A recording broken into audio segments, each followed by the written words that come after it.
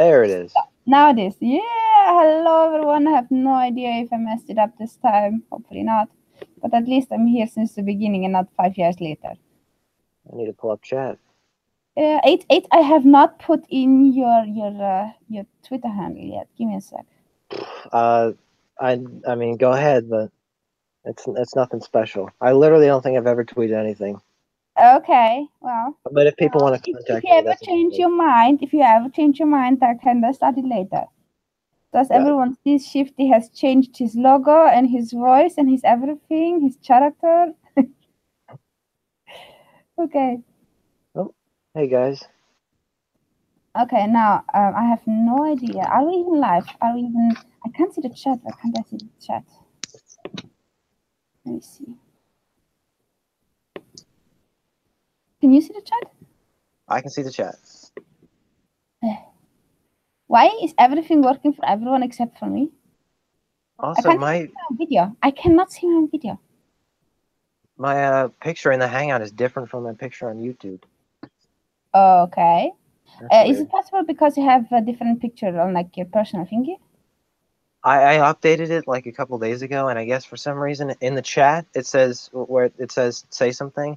There's a picture updated, but in the corner and everywhere else and on the screen it's the old bass clef. It doesn't matter. Just I find that interesting. Yeah, well, sometimes it takes time to propagate, and also it's YouTube. So what do you expect? How on People earth? already saying. Sorry.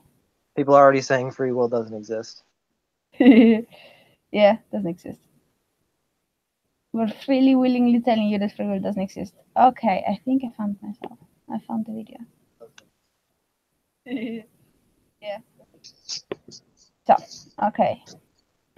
Now, let me see if I can find the chat. I swear, on the laptop, everything takes like 50 million years longer. It's a slower process. Awesome.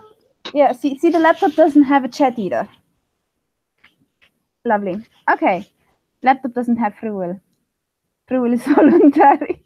Okay, hi everyone. Now I can see you. Awesome. So, we wanted to talk about free will. We actually wanted to talk about art, but then Shifty had stuff to do, and so he was like running off, and so we decided we talk about free will, which is more your beer, eh? 8. Yep. Yeah. So you said you made notes with crayons. Oh yeah. Well, I upgraded it to a text document that with no name. Gosh, that's like high tech nearly. Yeah. I forgot my pen today, so I was writing everything in crayon, including this. Cthulu, you're totally right. I'm a robot made by logic. And he messed up the accent. Just make sure that you tell him. It explains the similarities. So, what notes did you have written down? They're just very they're like bullet points, I guess. I just wanted to start off just. Actually, I don't think I've been. I'm 8. I'm from the U.S. EMT, a waiter by day. Everybody. Yeah, give him a lot of loves and a lot of hugs, and he doesn't want me to give you his links. I can't, unfortunately. You can give my link. I don't care. I mean, there's nothing. Okay. It's not. This is going to be like a blank page. I think I even have another Twitter that's actually named like 8816 or whatever, and I just couldn't get into that, and I made a new one. So whatever. Okay. Anyway. But like, people can just follow you on Twitter. It's fun. Sure. Maybe I should. Where are you? Wanted to start off saying where I stand on free will. I guess. Yeah. Good place to start. Good idea. It seems like a lot of people in the chat are already preemptively agreeing with me. I'm a pretty hard determinist. I think that every decision that we make has actually been made in advance for us, and that our experience is just kind of the illusion of this spring unwinding, as it were. You could trace every choice that every person makes back to the beginning of time, really. That's what I think, at least. Now, the obvious like counterpoint that people usually have, especially the ones who really, really like free will, because that's given by God and He tells you what to do kind of people. Right. They will That's always ironic. ask you, now, if you don't have free will, what is this whole decision-making stuff? Like, why would you even bother about, doing and living and acting and interacting or wishing to be better if there's just no free will? That's a good point. I think that it's true that our decisions aren't our own in a way, but our society and our experience is kind of predicated on the fact that they are. So as long as that continues to be true, I don't see why we can't live as if we have free will. I think one day it will be possible to plug something onto somebody's brain, and you'll be able to see every decision that they're making. You can ask them a question, and you already know the answer before they even say it. Mm-hmm. The answer that they're going to give at least. But until then, I mean, we kind of have free will. It looks like we have free will, and I mean, what's the difference? Yeah, well, there are many things that look like it. I mean, for some people, it looks like there is a God and stuff like that. There are people who think there are ghosts. I mean, we know one of them already, just like. But the thing that gets, me curious is because there are people, for example, who would take this notion that free will is not as free as we assume it to be, based on all kinds of factors, the autonomy, the anatomy of your brain, the society that surrounds you, the history that came before you, all kinds of things. And that alone, if someone were to come along and say, okay, you absolutely do not have free will whatsoever, so when you make a choice, the choice is predestined. Now, I know that certain choices you make are bad or good by default, therefore, don't even bother making choices. I will make those choices for you. What kind of counter argument would you have to those people? Well, there's, especially with, I don't want to make this all about religious people, but I mean, isn't that like the entire assumption of an omnipotent, omniscient God is that He made these decisions for us anyway? So I mean, what's the difference? Like, the reason they put in free will, and they have to put in free will, is to make sure that at least you have your decision-making skills over. I mean, the fact that it's an oxymoron, that they basically have a double standard in this, is not necessarily known to them. They will still assume a free will, at least for the ones that I know. But if God, when you tell them, you don't have a free will, it kind of brings them into a weird loop, because now suddenly, yeah, okay, so I don't have free will, and no matter if it's God or if it's a biology or anything, why am I even making choices? Why am I even bothering? Why am I going to vote if it's already predestined? Yeah, So what is your response to that? I don't know if I see a way around that. The way, that's kind of what I think already, but I just kind of accepted it. And I know that whether I decide to pull myself up by the bootstraps and try to make these decisions on my own or not, has already been in the cards per se. So you know what? I'm not sure. It's a tough issue. I don't know what I would say to someone who, if you're willing to abandon your way of life because you think that your decisions aren't your own, I'm not sure what I would say. Yeah, but if you're willing to abandon your life, it's not like you're willing to abandon your life. It has been predetermined that you will want to abandon your life. Yeah, that's what I'm saying. Whether or not you actually say, whatever, I'm just going to live my life the same way anyway, or you drown yourself in a fireball whiskey until you die, that's already been decided for you too. I think maybe it's a good idea to make a distinction between making choices and having free will. Okay. Because in spite of you having or not having free will, you clearly still make choices. Whether you are aware of them or not, those are choices you make. And in the end, your choices have an impact on others as much as they have an impact on you. So if, for example, you are in the situation where you decide whether you study for a test or not.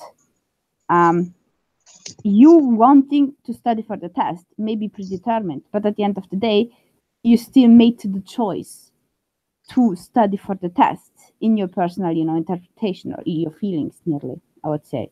And so, by assuming, that this is a choice that you can actually make, you don't end up in the bad situation where it's like, okay, I don't really have to even choose, because at the end of the day, you do have to choose, no matter if it's predetermined or not. So you don't think of the term predetermined choice is like an oxymoron? I don't think that the predetermined choice is necessarily as predetermined as we think, because at the end of the day, you stand in front of a choice, right? Right. You have the brain wired in a way that you're more likely to go into one direction and into the other. And then your environment basically, tweaks it depending on, your decision, whether you go into one direction or the other. I mean, the same way, for example, it's more likely for people who have a warm drink in their hand to agree to something. It is easier for people who have a cold drink in their hand to decline something. This is something we know. It's something in the surroundings. So it's not 100% preset in that sense, right? I don't know if that makes sense. I understand what you're saying. I'm curious where the you actually is. You have the environment, you have your genes. What is there anything else that is swaying you one way or the other? The situations themselves, like depending on what situation you're in, what your state of mind is, what your oh my god, hi Siki free will is real. Siki, jump into the hangout, come on.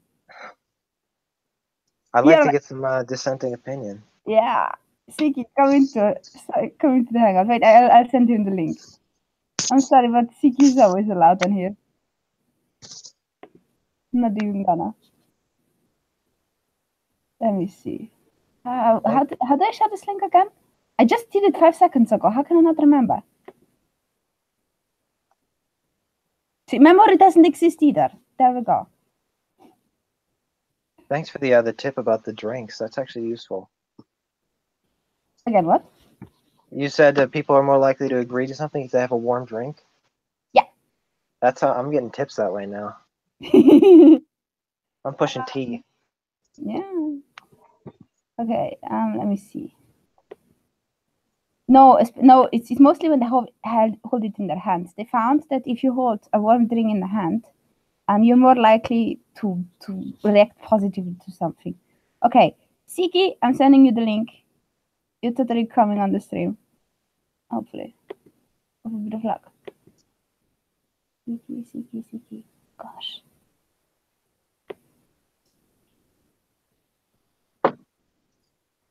People actually really debating this in the chat. And I'm missing out because I have to send links around. Guys, wait for me. Okay, so what's going on here? Choosing to...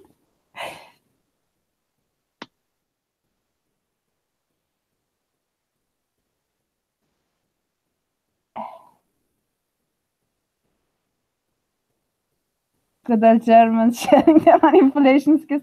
I'm sorry, but the Russians are better at manipulation than the Germans. The Germans started it, but the Russians are better. And also, have you noticed how good the US is with, manipulating stuff? Reigning champs. Besides Russia. They beat us at our own game. Yeah, you and Russia, you're like the two big guys messing with everyone else. I can't believe how powerful Russia is. It blows my mind. That place is a cold desert. Russia? Yeah, isn't it? Like most of it's Siberia, which is... Canada, most of it is kind of Siberia too, but there are still a lot of people who live quite okay-ish. I'm just blown away at their hacking ability. That's really... I mean, like, they got into stuff that, like, South Korea couldn't crack. And they're really technologically up there. Maybe Russia's got some secret stuff that we don't know about. Well, the thing is, it's I mean, mostly with technology, it's a matter of, what you need and how you do it. Like, you could have, from my personal experience, and I might be completely off. The standard American, it's like a proper car, one that has a certain size, a certain whatever, a certain age. It's not like they're getting too old, too shabby, too anything. Russia is more the kind of, place where you do what you do with what you got, where they're perfectly capable of going to a scrapyard and then tinkering together their own car, which has three wheels, and then through the weight of the people on the car, they make sure that the fourth wheel never really has to touch the ground, more or less. Like, for a second, I thought you said the car had free will, and I was like, that's a great way to tie it all. Yeah, it would be fun if a car would have free will, to be fair. Do you think? Come on, car, come on, be nice. Could you please drive us to the place we want to drive at? No, I don't wanna. Tesla's working on that, I think. Free will? Free will car? I don't think so. Sure. I mean, they can already tell where you are all the time, and they can come like retrieve you. Like, yeah, but it's not like the car has free will. The car still does what other people tell it to do. I think the next step is free will, where you hit the button and the car has to decide whether or not to come get you. Okay, now we get into a funny situation where when we say humans don't have free will, but they still pretty much have this, feeling that they pretty much choose, I go or I don't go. How can we know that the car actually chooses? Because it could just be like random generator or something. It's not really a choice, then it's just, yeah. I mean, I think it's the same. To me, there's no real difference between a car making a random choice and a human making a random choice. And you could, if the car is programmed to actually make a random choice, that is. Well, I mean, it depends on what the program's definition of random is. It like quantumly random, or it's random within a couple of bounds, and then it has like like a Wheel of Fortune spinner inside that lands on something. I don't know how it works, but it depends. I mean, they're both, a human and a car are both like machines to me that have the same. They can have the same kind of. I mean, assuming a car can make a choice, it functions in the same way to me. I see. I'm sorry, I'm a little tired. I might slur words. That's okay. Siki, accept your invitation. I know you're there somewhere. There's a little Siki in all of us, I think. He's exercising his free will right now. Yeah, by not sharing his free will with us. No, nasty. With free will, I think the thing that's because whether we have free will or not, at the end of the day, it doesn't change how we feel about the way we act or interact. Like, exactly. Hi, Siki. Hey, how's it going? No, let me finish my thought, and then you can start. Okay. Sure, that's fine. So, no matter if we have free will or not, we still act the way we act and we feel the way we feel. It's not like we suddenly just change. It's not like we suddenly just turn into mutants or something. So at the end of the day, that itself doesn't have that much of an impact. The impact comes when you think about the implications on a society level. For example, if a person does not have free will, is it feasible to put this person in jail, and why? Because right now, or at least in the past, we had a prison system that is built basically on you having free will. If you do not have free will and you couldn't make the choice of committing a crime, what are we supposed to do with you? So that has to change in a sense. That's actually exactly my next bullet point. I'm glad you got there. Okay. I mean, you covered it pretty well. I have a hard time really convicting people of guilt, because I know that if I were them and I had the exact same circumstances as they did, I would have done the exact same thing. So I still think people should be imprisoned for what they do, but I don't necessarily think it's ultimately their fault that they are who they are. And that's the reason they did what they did. Yeah. What do you think, Siki? Well, I mean, people are susceptible to their actions because there is a moment in time when you actually make a decisive, choice, whether you want to, really like smoke a lot of cigarettes to the point where you're getting so addicted and it's causing you cancer, or you're, addicted to porn or whatever. There's a point to where you're making these choices, but you don't care. So that's using your free will. Though. I'm sorry. I mean, funny you bring up addiction. Okay. I wouldn't use that as my example of free will. Well, I'm saying you can lose your free will because of addictions. So there's just a technical thing. Could you go just a tiny bit further away from your mic? Oh, sorry. I got a nice mic, so it is nice. There we go. Okay. Is that better? Yeah, thank you. Turn it down. So you're saying people can use their free will to remove their free will? I'm not sure what you mean by that, but no. Someone uses their free will to the point where they become addicted, and it's not really their choice. Oh, yeah. I think, yeah.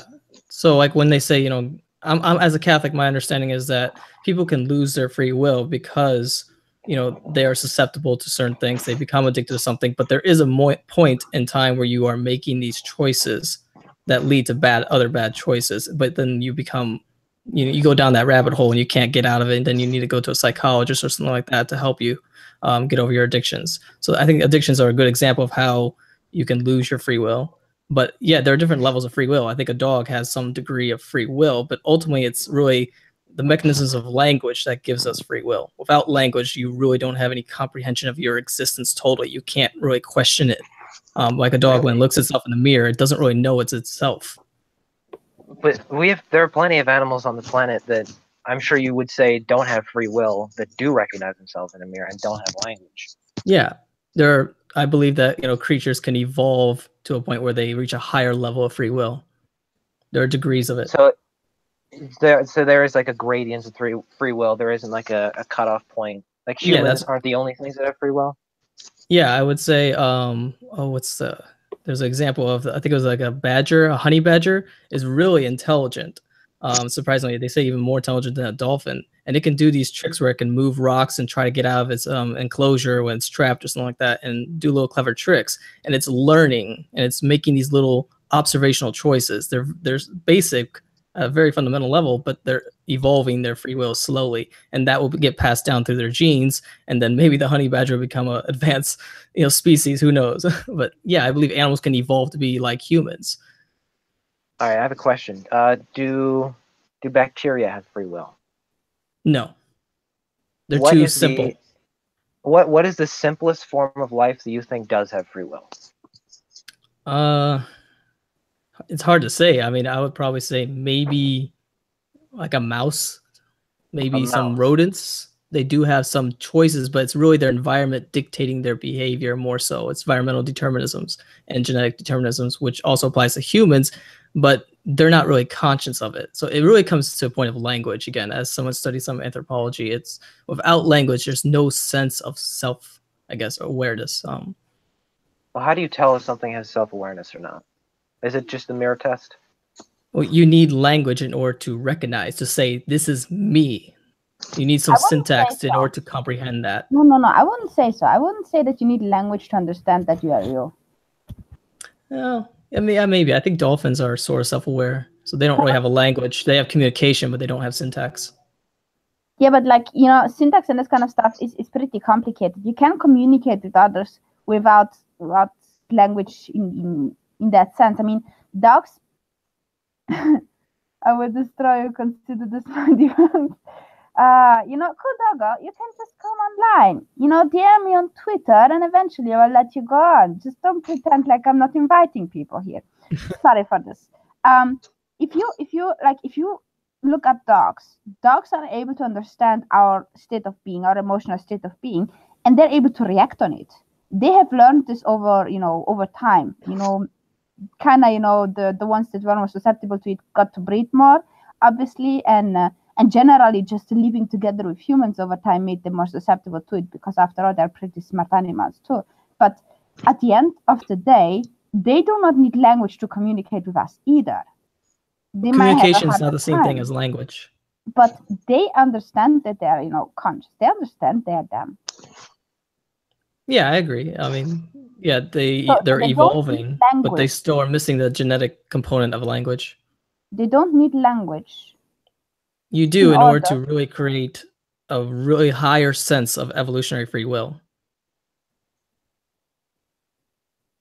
I mean, if there was like an advanced alien civilization, they might have something even higher than language. I would agree with that. I wouldn't say. I mean, I would agree that you need language to have really advanced, nuanced understanding of philosophy. But I think the sense of the self is like the very first philosophical conclusion that someone can come to, and I think that's something that animals come to. Like squid, apparently, I've read that they have that kind of thing. Yeah, I'm not sure if squids are self-aware. I know dogs aren't, and I think the honey badger is sort of self-aware, but most animals are not, and it's just there's something. It's like they're living in the present always, but they don't really comprehend their past experiences. It's hard to describe. Well, they don't really. I'm not a Like, zoologist. some animals do actually. Some animals realize the past, but I understand what you're trying to get at. Is you basically need the past for what? For free will, because that's not quite like how would the past. If a person remembers or forgets the past, if a person has this, they have the sickness where they forget every so many minutes everything that happened before. Would those people not have free will? They lose some of it, so they're more so they're not susceptible to their actions as much. Like, someone who is mentally retarded or disabled of some sort, they don't have that same ability to be able to comprehend free will to an extent as someone who has full abilities. So I would say their actions aren't weighed as much. So like I think my understanding is, like, as a Catholic, is the church, when they categorize something as a sin, it really depends on your level of free will. And if someone really is like retarded, then they don't have the full ability to know their actions, so they're not as fault to that sin. So they might, the sin is a different level. I don't think it's hard to sin is describe a that. thing. I don't think sins exist. Sins are a social construct. Oh, that's your opinion. No, they're a social construct. They're not real. I'm sorry. Well, I'm saying we're a pretty advanced species, so just in case, I would keep it in mind. So there are people who don't have free will in your eyes. Well, they have some degree of free will. I mean, a person who's retarded is not totally, they know that they can they're more self-aware of themselves than a dog is. So yeah, they have that free will action. They can make basic choices. No, I mean, I'm saying, yeah, people have different levels of free will, like when it comes to intellect as well, and IQ. I don't really think that's correct. I don't really think that is true, because at the end of the day, free will, in a sense, is you basically, I mean, it's more an illusion than it's actually free will, but in a basic sense, you do what you want to do. Now, whether or not this is an informed decision or an uninformed decision doesn't change the fact that it is, in the end, a decision. So how is that not free will then? How is that not the same kind of free will? Well, yeah, in the basic sense that, yeah, you're making a decision, but you also need, knowledge behind that decision. And some people might lack that knowledge. So their decision is maybe not weighed as much as someone who knows. Like, this is why I bring up sin, because someone who knows they're sinning, they really probably have a high level of free will, but they don't care. What if they know that they are sinning, in the sense of they get, like, imagine you live in a different universe where sin is not, for example, stealing someone's stuff, but sin is leaving someone its stuff, because stuff is a bad thing, and so if you steal it, then you're doing something good. Now they are aware that by stealing it from the other person, they do the other person something good. Now it's a different kind of idea of sin. They have a completely different kind of idea of sin. To them, they feel just as righteous as you feel by not stealing. How can you say that their will is different than yours? I would say that's a scenario that would apply it to our civilization. So it's like the ends justifies the means, sort of. Like, you're going to steal something to help someone else. So yeah, that's still a choice. Whether that's a sin, I'm not sure. I mean, it ultimately depends on the realm of the supernatural. They will dictate that. We can't comprehend the total psychological motives of that person, whether it's bad or good. But I'm saying, like, sin is not simple as saying something is a sin. There are levels of sin. This just sounds so creepy to me. We go into, like we were talking about free will, and suddenly it's like, oh yeah, by the way, there is sin, and the sin comes from the supernatural. That's where idea of free will kind of, I think, in the religious perspective, is it really comes this idea that you're taking in action, whether it's going to benefit you or someone else, whether I don't know. We can move away from the theological perspective. We should avoid religion. I'm a Catholic, but I don't know everything about it. Okay, I have a question. Jairam says, a pigeon can identify itself in a reflection. A dog cannot. Is the pigeon more self-aware than the dog? A pigeon? Yep. I would say so. Yeah, if it has self-awareness and it's smarter. Is a pigeon smarter than a dog? I don't really know. No, I would say if I know, I'm not sure if a pigeon's a good example. I know a raven. No. The guy points out a pigeon. When you put a mirror in front of the pigeon Mm-hmm. realizes that the thing in the mirror, that's a pigeon. A dog, when you put the mirror in front, doesn't realize that this other dog is him. Now, does that make the pigeon more self-aware than the dog? I would say so. I think pigeons are very smart too. Like, people put up little fake owls, and the pigeons realize that's not an owl. I know, like, the case of like ravens are really intelligent. So their intelligence is an aspect of free will, I think. I think yes, in a part, you do need a certain amount of intelligence in order for you to have the sensation of being free. But the thing I was getting at is, it doesn't necessarily have always to be the same. Like, you can have certain aspects of your intelligence missing and still consider yourself having free will. And then you can have completely other aspects of your intelligence missing and still consider it to be free will.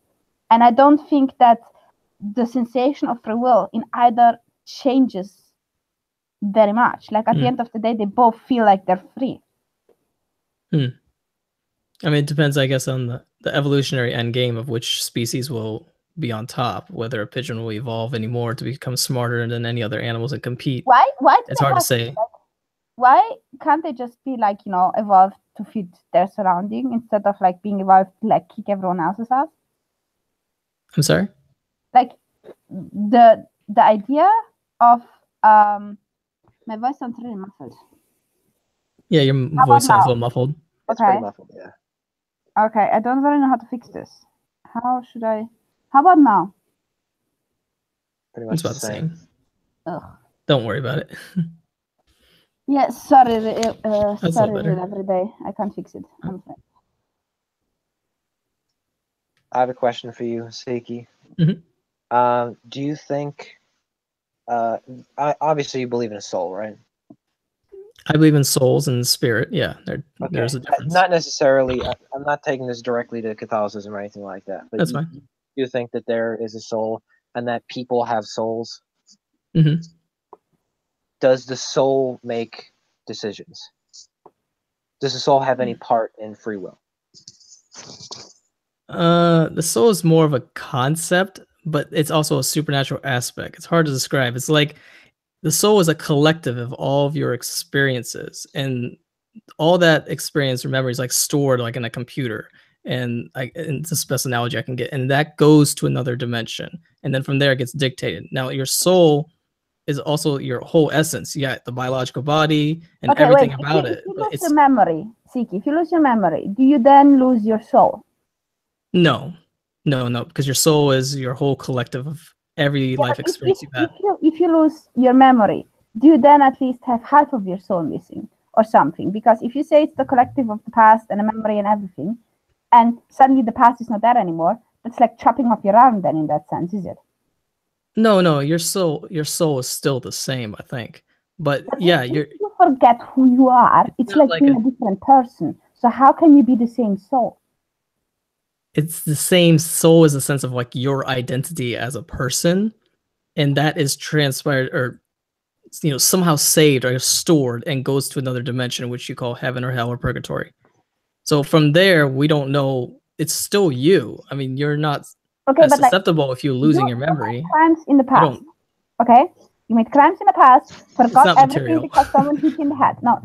Listen, You made crimes in the past, someone hit you in the head, and you forgot about it. So you couldn't repent because you forgot about it. You didn't even know you did that. Now you come over to this Jesus-y guy, and he's like, well, no, you have to go to hell because, you know, you fucked everyone over there and there. And like, I don't even remember that.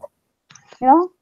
I would say seriously, your soul, when you go into another dimension, then from there, everything you've experienced will be back. You will remember everything. And I believe that God judges someone from that very specific moment in time where you know you committed some kind of crime or something bad, but you didn't give a crap about it.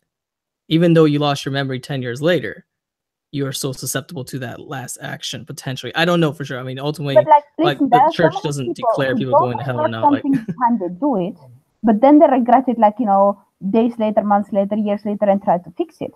So, you know, just because you don't regret something right now doesn't mean you don't regret it. But if then you take away their ability to regret it, you kind of fuck them over there. well, no, yeah, they can regret it, and if they're very sorry later in the future, then that past sin will be wiped away. You're supposed to be sorry, man. You don't know that you've done it until you've died, and Jesus tells you you're not going into heaven because you did this thing that you don't remember. Yeah. I don't know.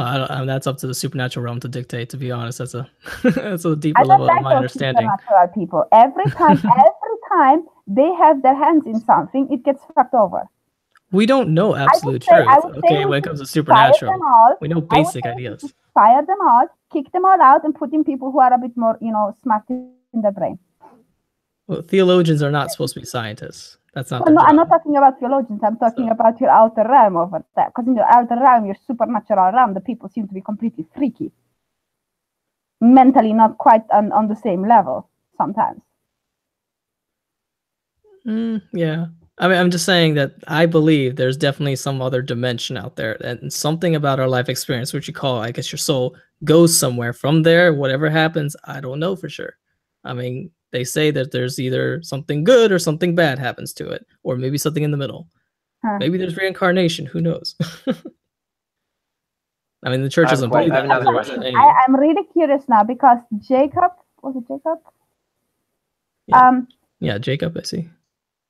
Jacob asks, how a virus is able to know to plant their samples and move away or move on. They don't. They just don't. But I have a different question based on him. The viruses do a huge amount of damage and they don't regret anything. So why are they not, you know, punished in the afterlife? I'm sorry, you're kind of muffled. Say it again. Viruses. Oh, viruses? They do a lot of damage and they don't give a fuck about it. So why on earth don't they get punished in the afterlife? Why doesn't a virus get punished? Yeah. The virus doesn't have free will. It's a simple life form. So what? I am a simple life form too, compared to, like, you know, whatever supernatural is out there. So why should I get punished and not the virus? Oh, I don't think it's that relative. Okay, you're trying to say everything is relative, but no, there's a point where you evolve to a state where you know you have free will. You have some level of choice way beyond than any animal. That's objectively known. Okay, there's no other animal out there that can compete to our intellect and our ability of free will. So that's not even a comparison, I don't think. I disagree with you. It's like our free will would still be similar to advanced civilization. I think there are a lot of very intelligent animals. Yeah, they're intelligent animals, but still, they can't build stuff. I mean, not to the extent that we can. They're more primitive. And that's the reality of evolution. Just because they can't build stuff doesn't mean they're more primitive. You can have, like, much more brain capability and way of thinking and then much more smartness and just lack the hands to build stuff. Building stuff in and of itself doesn't make you intelligent necessarily. Yes, it does. You have to be able to.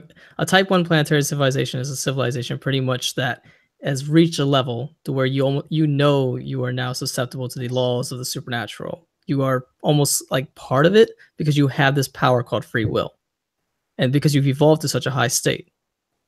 So it's not, you can't compare like a dolphin to a human because it's just not at the same level. I have a question and a slight anecdote, if I may. I deal with a lot of people who are hypoxic. They, for whatever, oxygen is not getting to their brain, and they start to, like, their lips turn blue, cyanotic, and they they're in bad shape. If you try to put an oxygen mask on a person who's hypoxic, almost every time, I've never seen someone not do it, but I suppose it's possible, they will freak out and fight you, and they literally act like animals.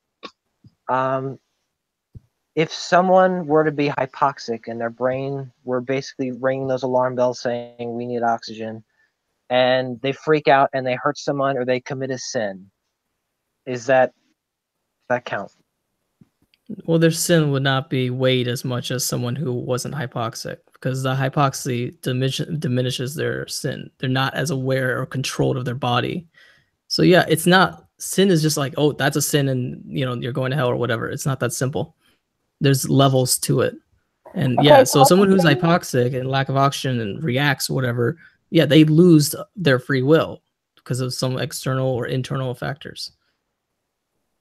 Okay, but Siki, doesn't that imply that the less we tell people about sin, the better off they are because they will get punished less for their sins? Oh, say it again. Isn't it the case, if that is true, that the more, that the less we talk about sin, the less we tell people about sin, the better off they are because they're not aware that it's a sin and therefore they won't get punished that much?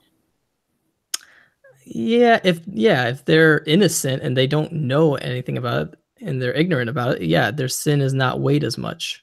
So like someone who's, I don't know, like the church says, Buddhists can go to heaven, Muslims can go to heaven. We believe that because it's still universally, people do have some basic moral conscience because of language and because of human social behaviors.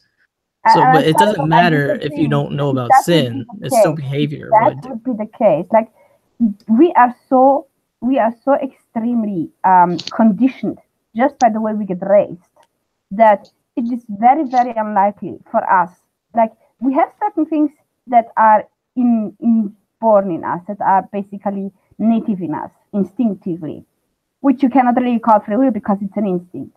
And then we have tons of things that we do basically just because we got taught to do them without questioning it. If you grow up in a society where everyone just like chops off everyone else's hand because that's just the way they do it, you can judge them as much as you want. To them, it will never be a sin because, it's just normal to everyone. Okay, I really want to know what's wrong with this microphone. Yeah, it's okay. I can kind of hear you. But I forgot what the church's stance is when they describe the pagan world, especially like the Mayan cultures when they would, they would commit these weird ritual sacrifices and all that stuff, and they just saw it as normal. But I guess their idea was that they would. I don't know if they believe this yet, but the new theory is maybe they kind of like reincarnate and their soul is just recycled and they don't remember anything. They just like come back to life. That's not doctrine, but I've heard some theologians kind of argue about that. But because back in the pagan world, they could not go into heaven at all. They could not reach this supernatural realm. So their sin wasn't weighed. Okay. I don't know. It's hard to describe. I'm not sure how to answer that. Yeah. I'll look that up. Guys, give me a sec. I seriously want to figure out what is wrong with this microphone. Can you hear me at all? Yeah, it's a little better.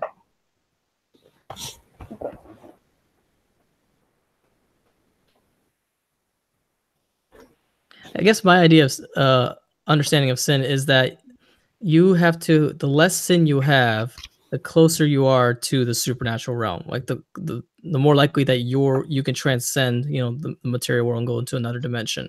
But if you have too much sin, then it blocks you from that ability. I don't know, that's what they mean. The concept of holiness. The more sin you have, the more you are repelled against holiness. It's like you have to reach this state of existence in order to go into this other dimension, and there's a barrier into that, and that's why there's this emphasis that you have to purify yourself through your behaviors, because your soul is a collective of all your actions, all your emotions, and everything, past and present, and then that goes into another dimensions, and it's being judged whether it can get into that realm. That's kind of my understanding, but it's hard to say. It's something to do with the concept of holiness. if you were to brainwash somebody, let's say you Like North Korea? psychologically condition them to do something like with a trigger word, and they hear that trigger word and they do whatever you condition them to do.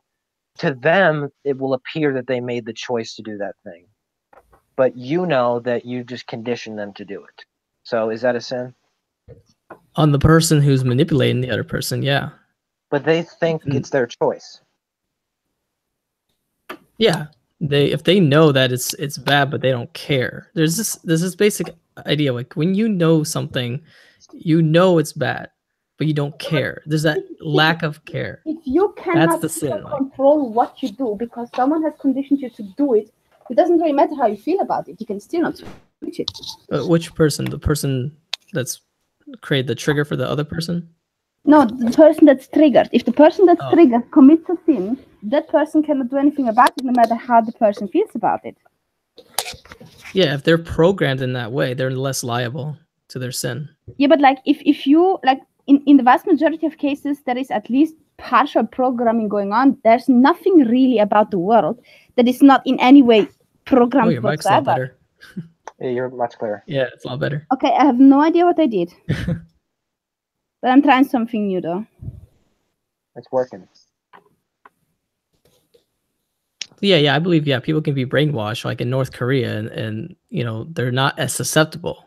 I mean, they're more innocent because of those other, external factors that led to their actions. It's very complicated. It's not as simple. It's just you make a decision, yes. And there are some levels where it's pretty black and white, where you know you're doing something bad, but you don't care. Guys, can you still hear me? And can you hear me better? That's different. Way clearer. Yeah, that's better. Good. Sorry about that. So yeah, I don't know. What do you guys think?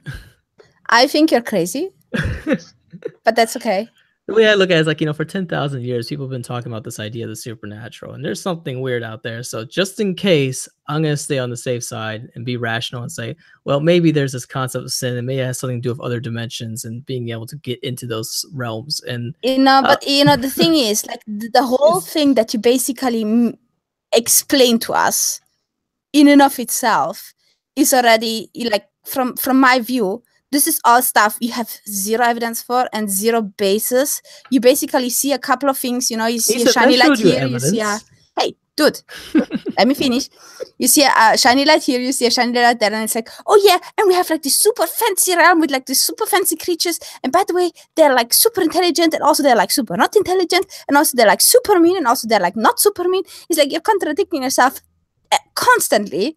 And I would love to reply to you. I would love to take you seriously, but I just don't know exactly what you're even thinking at this point. Where am I contradicting myself? I just told try you. to clarify. Well, yeah, you're being very general though. I mean, it's like very now, specific on a video or something. Like, I don't know everything, about these supernatural realm. Okay, you have to revise your knowledge as you gain more knowledge on it. I mean, gain more video evidence.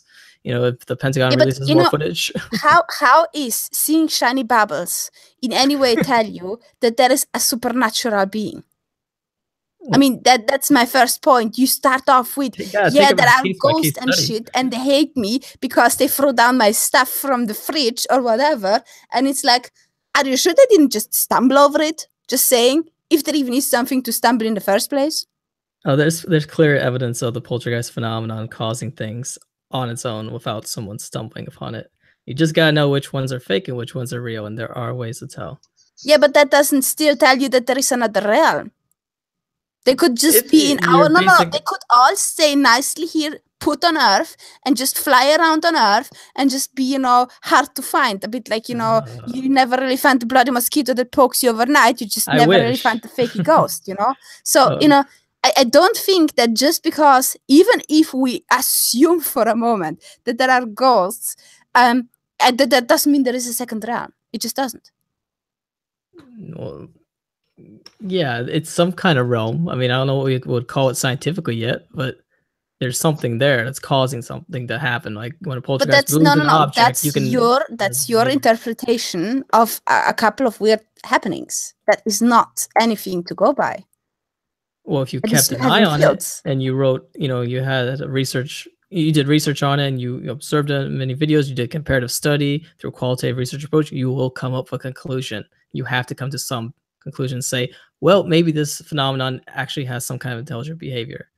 But that doesn't mean there is a second realm. Man, we're talking about second realm. Well, realm is just a way of describing some, I don't know, I don't want to say space. It's like state of being. So when you're high, you're in a different realm than when you're not? You could say that. I mean, you said this is very conceptual. Yes, I agree. But there is objective video evidence of phenomenons that we really need to study. And we're barely scratching the surface because the internet just came out a decade ago. So, like, I mean, with YouTube, it's just starting. And it's going to get more and more weird, I think, as technology evolves. You know, you're making me lose faith in humanity right now. Please don't. The internet has come out, but also the technology to fake this kind of stuff has gotten significantly better. And the phenomenon as well. will come out more and more as the technology advances for us being able to manipulate things. So it's hiding on the internet. It's just a matter of someone who has expertise of telling if something is fake or not. It comes down to that. So It's either real or it's not. I'll show you. I'm gonna make a video on signs of the poltergeist, and I will do a comparative study and bring 3 people I'm in contact with right now. I'm gonna try to see if they reply back. But do you think these orbs are on a? You think these orbs are on a higher plane, the higher spiritual plane, whatever? They're in this realm, right? yeah, whatever you want to call it.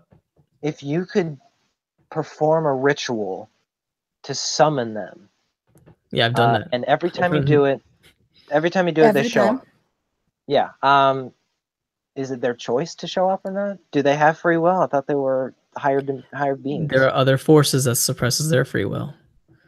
So they don't have free will in that moment. They have no.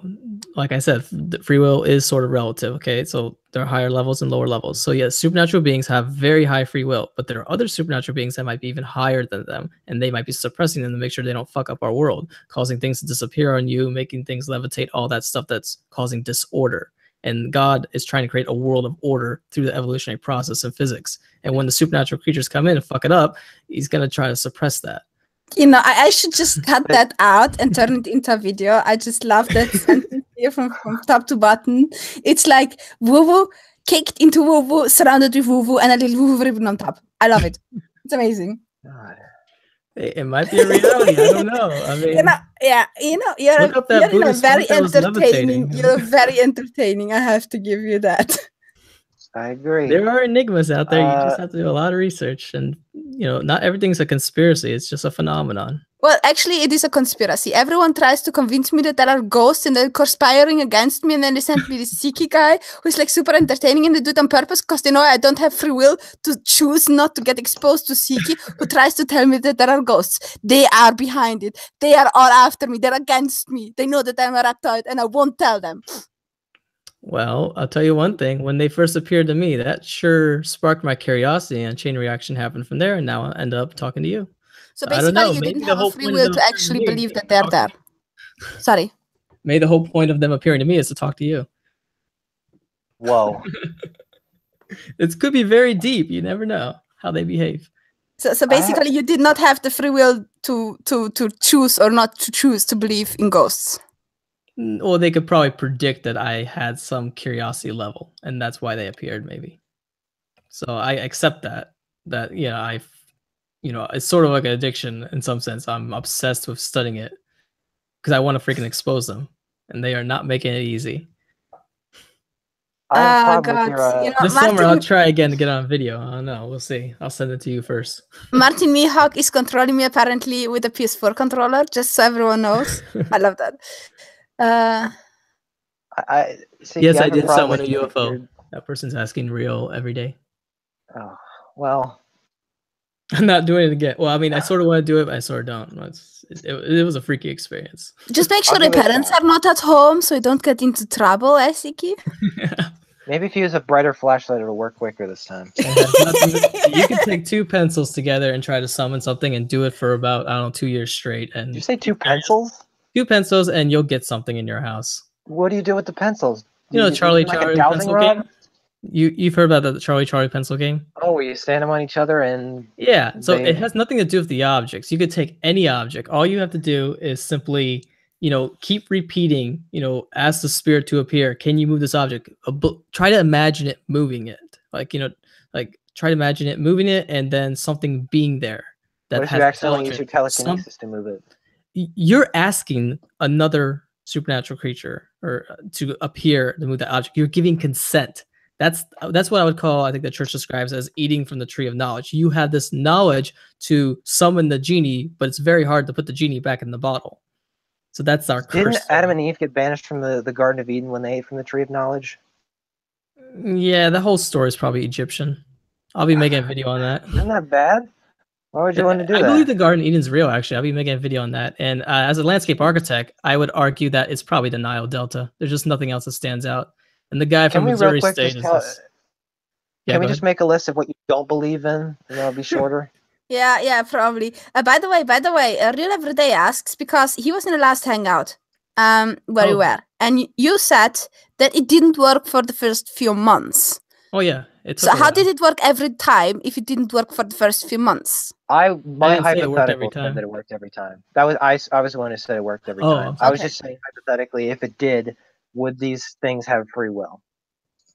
What's manifesting is something that wants to destroy the laws of physics. It's trying to What break the in and screw hell? your life. It's No. hard to describe, but these things, whatever, this is why the church calls them demonic or something bad, because all they do is screw up the laws of nature and they want to mess with people. That's all There's God did nothing either. healthy about it. And Jesus yeah, constantly breaking the laws of nature. the Water and wine the and the- context was different though. Okay, he appeared So and if it was the like light an had given avatar. No, you some you bread know, and fish, would that have been What better? you do have to understand is that it's because it's Jesus, the guy that they like, the guy that's on their team. So if he breaks the laws of physics, that's cool. But if someone else does it, that's not cool because they're from the other team. The context is totally different. Okay. In most poltergeist cases, all it is some spiritualist, some lady or whatever. They think that they're trying to summon their grandfather the whole time. And they see these little orbs in their house. They're floating around. And I can tell that with these orbs that's most likely a poltergeist. And they think it's something friendly. But they don't realize all it is just the first stage of a phenomenon that's trying to break into our dimension. How do you know it's not God? It's not God. There's nothing healthy about How do you know? because the I mean, fruits is it just of a its gut behavior feeling? is very negative and case by Maybe he case. sends you. Maybe There are he hun- sends you a sign. There are hundreds of case files that have shown this phenomenon is not something nice, and that's why we create these movies about poltergeist. And it's Or always maybe it's a evil. warning, though. Maybe God sends you a warning, and warnings are not supposed to be nice because they're supposed to warn you. So how can you say it's not from God? Also, in the Why Bible, won't you didn't live God in the real torture- world? God tortured Job for like a month. Would he have thought Yeah. that this stuff happening to him was because of ghosts? Wasn't that in the Old Testament? Sure. For I all don't we know, the Old Testament's all Egyptian mythologies. That's the way I look at it. And yes, the Egyptians And- believed in one God, actually. The difference is they also worshipped angels and they call those demigods. It gets pretty What about- complicated, Egyptian mythology. So, But- so because like if we assume for a moment that what you believe is actually randomly remotely correct, if we assume the that, idea that the then Genesis no, story- hey, Sorry, go ahead. then what you're saying is, because the Egyptians believed it, therefore it's not real or something, or is this Oh, no. completely like how is it possible that the Sure. Old Testament is so much more violent than the New Testament, and the Old Testament is apparently not as real as the New Testament? Like, what is the point there? The Old Testament is a compilation of dozens of cultures in the Middle East, compiled together eventually, by the Nicene Council and all that. So, and then the Eastern Orthodox Church has their little interpretations, Catholics have their interpretation, but we do know that the majority of stories, some came from Mesopotamia, some came from Egypt, some were Akkadian. It's a mixture of cultures, and that's the problem. But they all have this basic idea that there is something supernatural out there that's messing with civilization. Some is good and some is bad. See, that's the difference. So when you say like the church has this creed and they say from God, the God, from true God, the true God, that actually in some way that means that we believe in more than one God, but they're really lower gods. That's why we call them angels or demons. Hey. If they're lower gods, they're still gods. So why wouldn't we believe in them? We don't want to give them that title. It's a title. We don't So basically, you're snob, you're picky. You're like, oh no, I like this god more than that, and therefore, fuck you. It doesn't matter if you're a god, you just won't get the title of god. Yeah, that's kind of mean. Well, there are some supernatural Super creatures mean. that You're don't so have their best nasty to all interests. those gods, man. There are some that are pretty evil. There's some I can't remember the case. But obviously they're upset with you. You don't even want to believe that they exist. You don't even want to give them the title as God. It's like, yeah, you're not a human being. Fuck you. And then the other guy turns around. It's like, yes, I'm a human being. You piece of shit. I don't like you anymore. Well, obviously they're upset with you then. Well, the true God is supposed to be a concept that's related to true love, and the idea of love is that it's not. It's about sacrifice, and God is trying to create a world for humans in a realm that has order. So when other supernatural beings are competing with that and trying to mess up your life by making your wallet disappear or making objects move and throwing knives at your face, for like YouTuber Mellowbird, which yes, his videos are real. No, they're not. Yes, they are, because I see the No, orbs. they're not. I'll do a comparative study sometime and make a video on that. For Halloween. Look at Oscar, because he debunked him quite nastily. One problem I have with him is, his videos, he shows his face way too much and not of the video evidence. And the video evidence like a few seconds and he splits back to his face. So I'm like, nope, you need to show a lot longer and do a comparative study with videos that are not from YouTubers. So he makes a point. He makes a point, shows you the point, and you're complaining that the point is not long enough. No, I'm saying the video evidence he's showing is not long enough. It's like a few seconds and he switches back to his logical arguments. Doesn't matter how logical your argument is. What's in that video is what you need to study. Yeah, but dude, he shows you that it's fake, and it doesn't take 5 years to show you that it's fake. He's on the other side of a computer screen.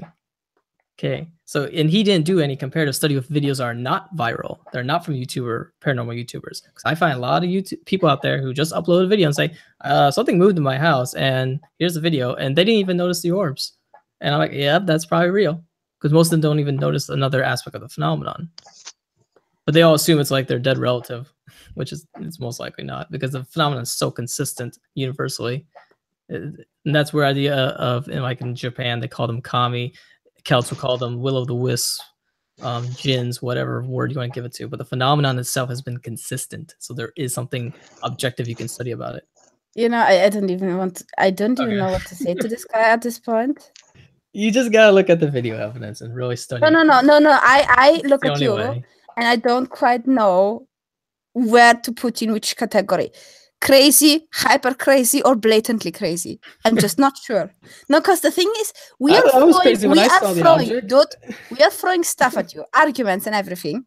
And the only thing you can come back with it completely partially you don't even understand our questions. Partially you don't even understand what we're asking you. And you just give completely different answers that have nothing to do with it. What I'm wondering if you even understand what we're talking about. Are you human? Are you from this planet? Do you speak I'm English? not good with logical arguments, I guess. But all I can say is I need to see something. So I look at video evidence, I compare them, and then either it but if some logical criteria. But wind cannot be seen. Do you believe that wind exists? Yes, you can see the effects, and that's the same thing with the supernatural. You see the effects of it. But would you say that wind is supernatural? No, because we know so much more about it. Then what? So the moment we don't know that wind is wind, it's not supernatural. Oh, we're gonna go in this debate about what does supernatural mean.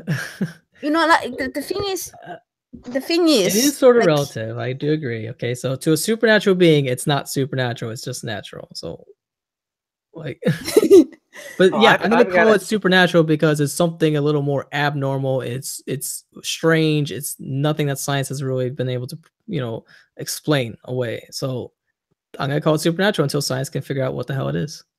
To supernatural beings, do we not have free will because they're on such a higher level than we are? No, they give us free will, and since they're allowing us to exist in a world of order, so with giving us a planet and all that. But there are some that want to disrupt it. But there are also other supernatural beings who are what we call angels or good beings, that are trying to suppress those other forces so they don't screw up our world.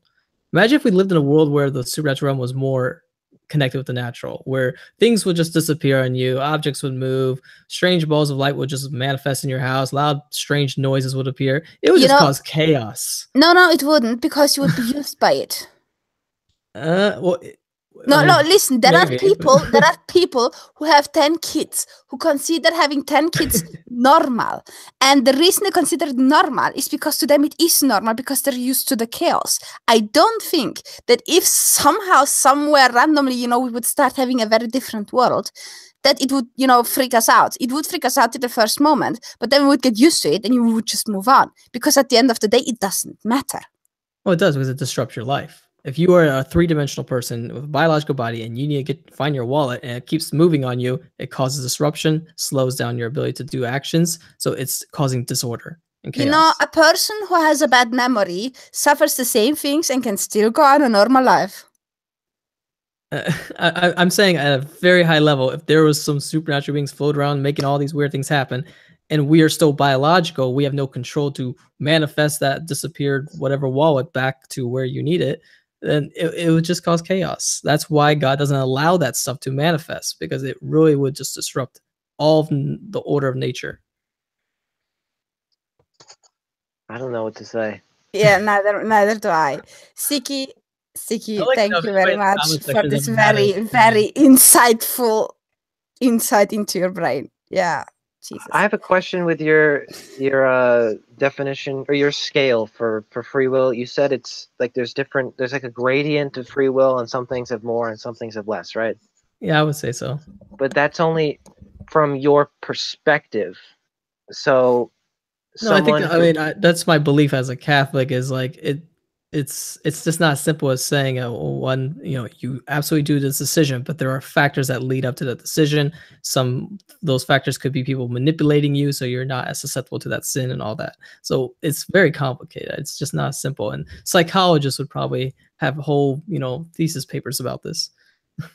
Okay, but is it possible to understand fully? It could be complicated, but is one day maybe we'll have mastery of this? Yeah, well, I guess. But I mean, there are people, PhDs, that study this stuff, psychologists mainly, and theologians. So there's probably a lot more that we don't know about, and what leads up to a decision and all that. Because there is some environmental determinisms. At the same time, there is a point to where you do make a conscious choice, because you do have that ability to change your action. I would say it's primarily all environmental. Hi, Cthulhu. A lot of it is. Hey. Hello. Hi. What's your name? Yeah. I'm Cthulhu's BFF. Cthulhu, I will put. Cthulhu's BFF, because I will put the link in the description. Yay! But I would actually say it's primarily all environmental. When you look at the concept, like even though when in utero, as the brain is developing, and as it's going through the entire process of sex determination, sexual preference, so on and so forth, what we end up coming out with a child that has your basic genetic structure of what is quote unquote human, right? And then over time, as you teach it, you utilize things such as positive reinforcement and negative reinforcement. We actually see this very effect also in other types of mammals and certain types of species of birds, where you can actually get to the point where negative reinforcement turns around and causes them to just like instinctively not make a certain choice. They don't even consider it. And we see that all the time. Like that's the reason why, like when you tell a child that it's bad and you spank them or you smack their hand, however you choose to do child rearing, you actually end up instinctively putting into the back of their mind and their subconscious that this is a bad action and they're not going to do it. This is where I come along the lines where I say there's no free will. You are shaped by your environment. You're shaped by the nurturing of your family with very, very little natural aspects to it in the very end. What about if someone wants to join the military? They have a choice to either join or not join. And they have to make that very crucial decision in their life. And there are things that push them or pressure them, in that direction of saying, I want to go in the military because my grandfather was in the military. So you just hit the nail on the head. Where you have to sign something. Sign a piece of paper, make a decision. No. See, you just hit the nail on the head right there. See, I'm actually in the military myself. I'm a Marine. And I'm a Marine because my grandfather was in the military, my father was in the military, my great-grandfather was in the military, so on and so forth. Yeah. A majority of military members that I come across that in my entire career, I've been in the Marine Corps for 10 years, and guess what they've always told me? Well, I did it because, you know, this is what I was taught to do, the right thing.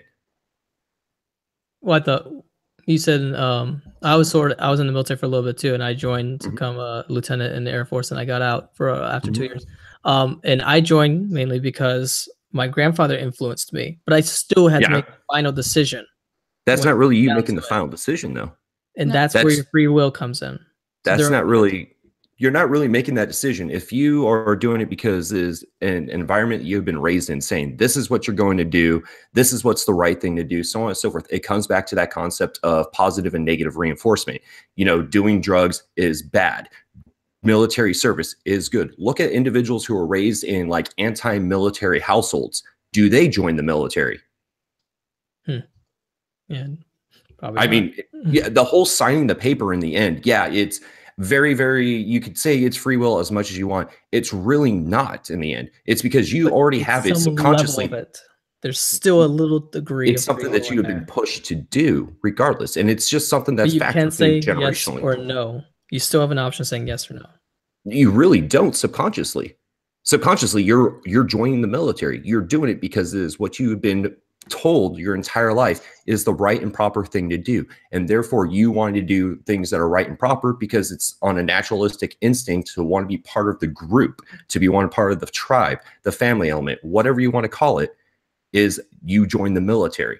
Now, you can argue all day that, oh, well, sign a piece of paper, you still have that choice. But if you already have it subconsciously that you're being pushed, you're being groomed, and that you eventually do join the military, that's not really a choice you made yourself. You're looking at the broader macro perspective where, yes, environmental determinism is pushing you that way in the social pressures.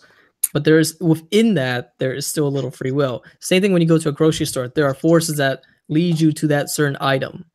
But you still make a little bit of choice in saying, I think I want ramen noodles or I think I want macaroni. Even though they're setting up the grocery store in a way that forces you to kind of like go down this aisle and something captures your eye and attention. So there are determinisms, but there is a point that you still make a choice.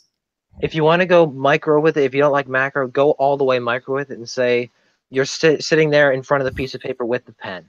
There is a certain, in your brain, if a certain number of synapses are fired, you will sign. If certain other ones aren't fired, you won't sign the paper.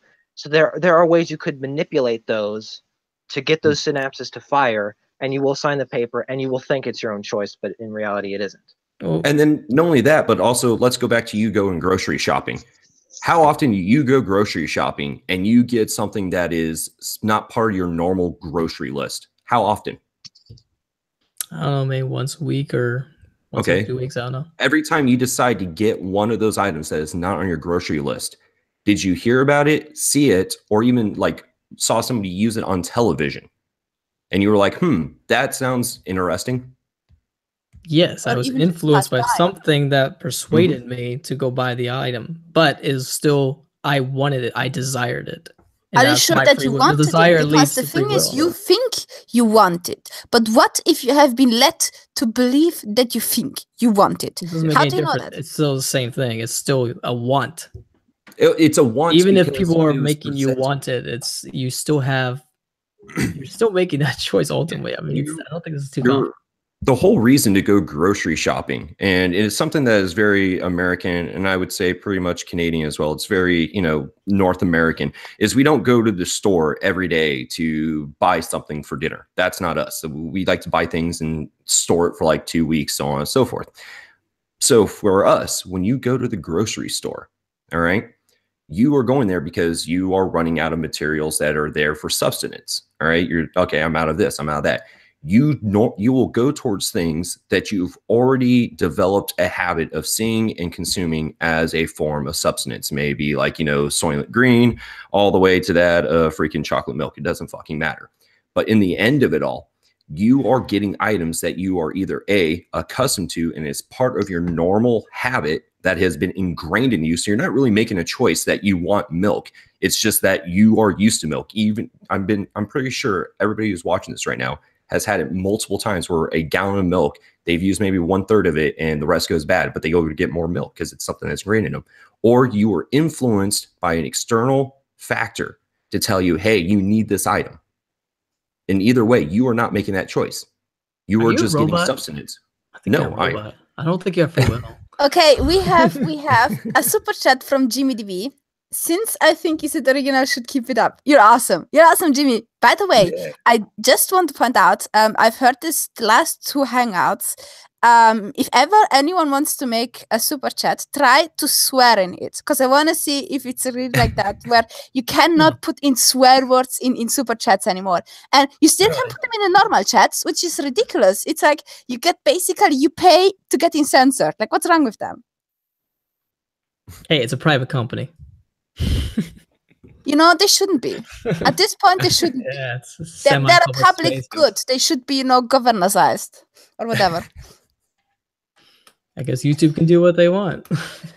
Yeah, I think the main problem YouTube has is that they have the wrong manager. And if they would fix the manager, if they would just kick out the one manager and put in someone who has maybe a quarter more of brain, it would probably work out better.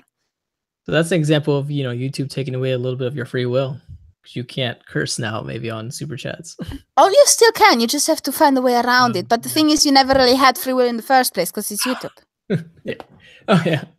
Did you guys hear about, I guess Sargon's channel got taken down, but I guess it got back up. Well, but his account got flagged. Yeah. For it looked like spam or whatnot. Yeah, I know. The shitty thing is they also take away your email. Which sucks because, imagine you have stuff on your email that is necessary and you just can't even reach it. Like, what's wrong with them?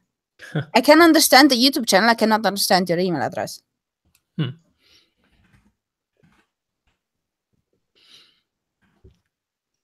So, yeah. I have a question. Go ahead. If you... Oh, another super chat. Look at that. If you press a button on a calculator, you press a button and there's circuitry involved and it displays a number, right? That's not a choice. Yeah. If you were to stimulate a certain part of the brain, it's basically the same thing. If you stimulate the optic nerve in a certain way, you're going to look up, and that's not going to be it's going to appear to be your choice. You're going to think it's your choice, but it really won't be. Okay, you guys have this idea that free will is separate from the brain. The brain is what gives you free will. Without it, you don't exist. Free will is just a concept to describe all the chemical reactions in the brain that gives you the abilities to take an action. So I'm saying free will is an illusion created by the brain. Yeah. Okay, guys, 2 super chats because the people are trying to swear now in the thingy. So go start cucking me. Help. Cuck works, which is awesome. And fuck YouTube. Yeah, fuck YouTube. So fuck it. Thank you, Jimmy, and thank you, Martin. But yeah, you can clearly not swear anymore in the super chats. So it actually puts those dash marks in. Yeah, how else are you supposed to do it, Oh, that's what they're doing. Oh, I thought that automated something. Oh, that's no. They can't write it. Like, if they would write fuck, it just wouldn't go through. Just for the super chats? Really? Yeah. Like, you can still write, look, I will write fuck now. Here. Yeah, into the comments. See? Yeah. See? It works. It still works. Yeah, comments, yeah. But the super chats won't, which is why he wrote fork YouTube and not fuck YouTube. Wait. What the hell? Fucking babysitting money. The I. See, he switched the I in order to get fucking in. Oh, yeah. Yeah. So would it just block you from making any comment at all? You can, no, just the super chats. The super chats are not allowed. I mean on the super chats. Yeah, they won't let it through. They just won't let it through. Huh. Whoever coded that needs to do a better job. That's pretty amazing that they can do that. He even got the whole. He got FUCK in there. ING is the part that's different, and it's still. I'm sure they'll have algorithms that will notice I don't know. Yeah, would it be possible to just write fuck? Probably not, eh? Probably they take the space into account. This is ridiculous. No, but so much about free will. Free will on YouTube, eh? Yeah. So you were saying Sargon's channel got down.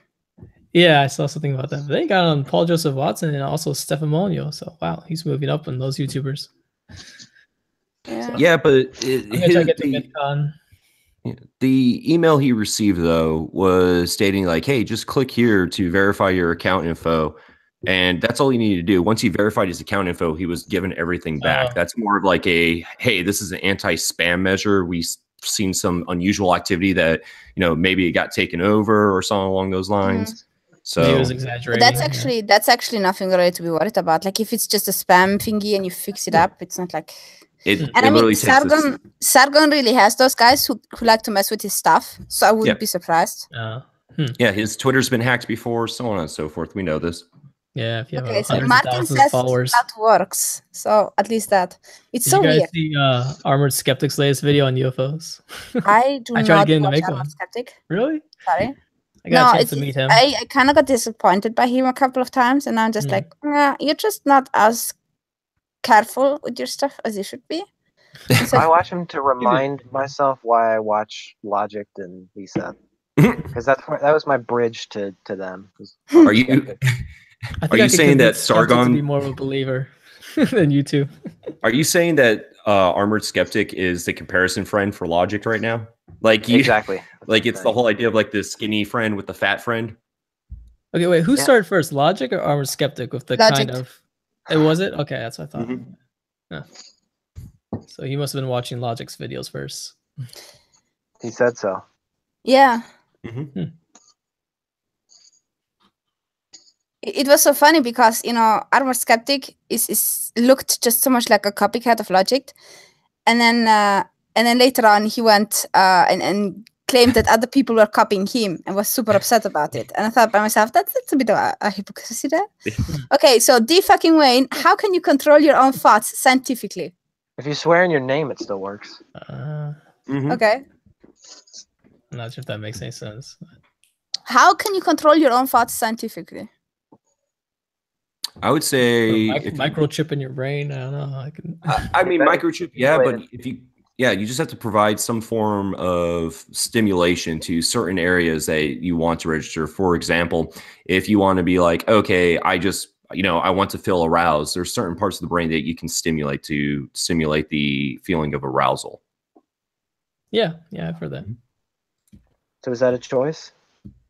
Well, yeah, like I said, there are already predetermined environmental determinisms that, you know, we are living in, and we have to work within that program. So, you know, that's why I believe, you know, I don't believe in the idea of intelligent design, but intelligent programming. God programmed the universe. You have to obey those laws and try to work within that to transcend those laws into something higher. You would be Kinda such like a how- communist. It's like how animals can evolve out of their kind. Yeah, I think animals can evolve to, you know, intelligent creatures eventually. Is that why there's so so many dies. syntax errors in the universe? It's just like really shitty programming. I don't know.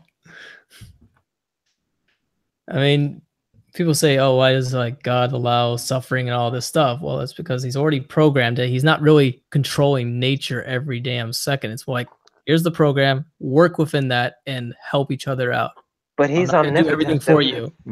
When he created the universe, he knew exactly what was going to happen in every single second. And if he could have tweaked the singularity that created the universe in a certain way that it affected whatever specific thing he was thinking about. So he really did intend to do every single thing that's being done in the universe, right? Yeah, everything is set to some program, but it's like you can control the computer. You can re-edit the program and make something else pop up or appear. So we have the ability to alter the program.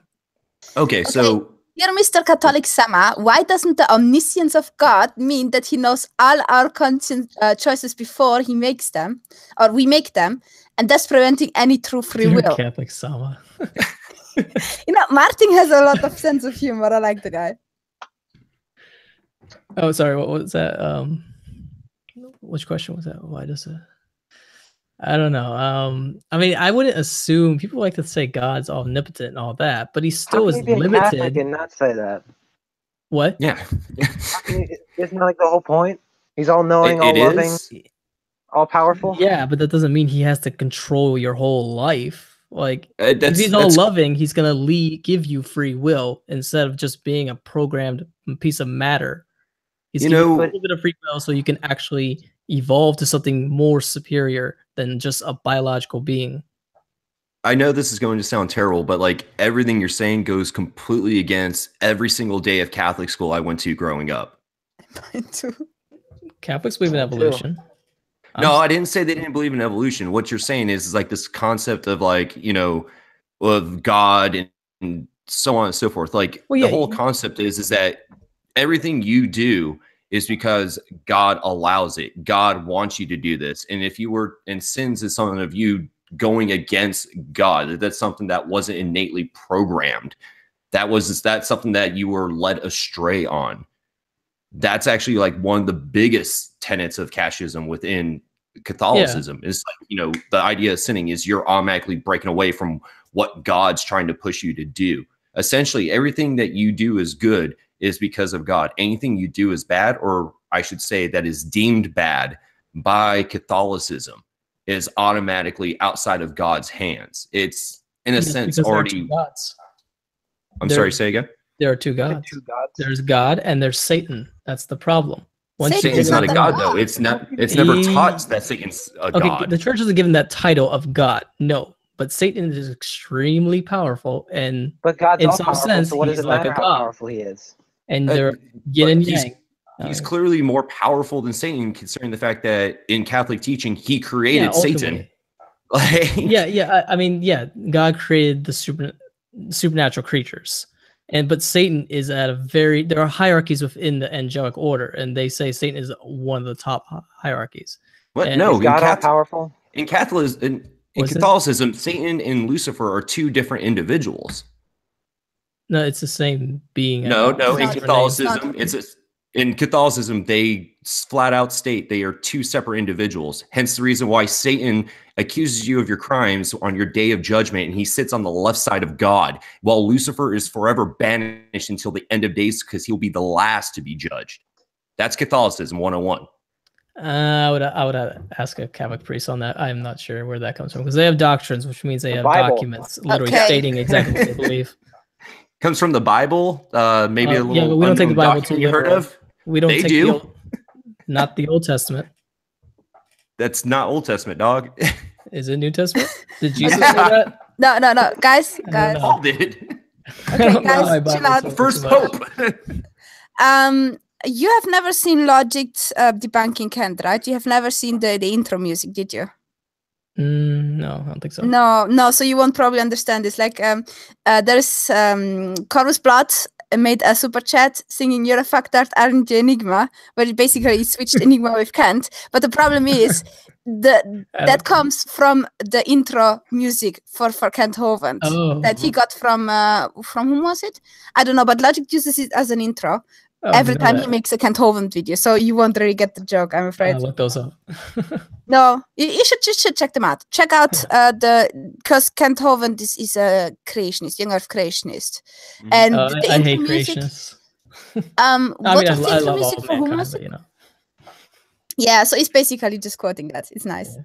I mean, So- when it comes to the Old Testament, a lot of Catholic theologians understand a lot of that is Sumerian and Egyptian mythologies mixed with Jewish, and the Jews were like Egyptian for 700 years or more. So it gets very complicated in the cross-pollination of ideologies. What and about the New political- Testament?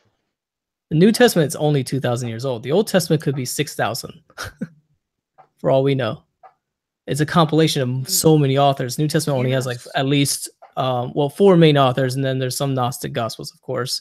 But the Old Testament, there could be literally hundreds of people that contribute to that.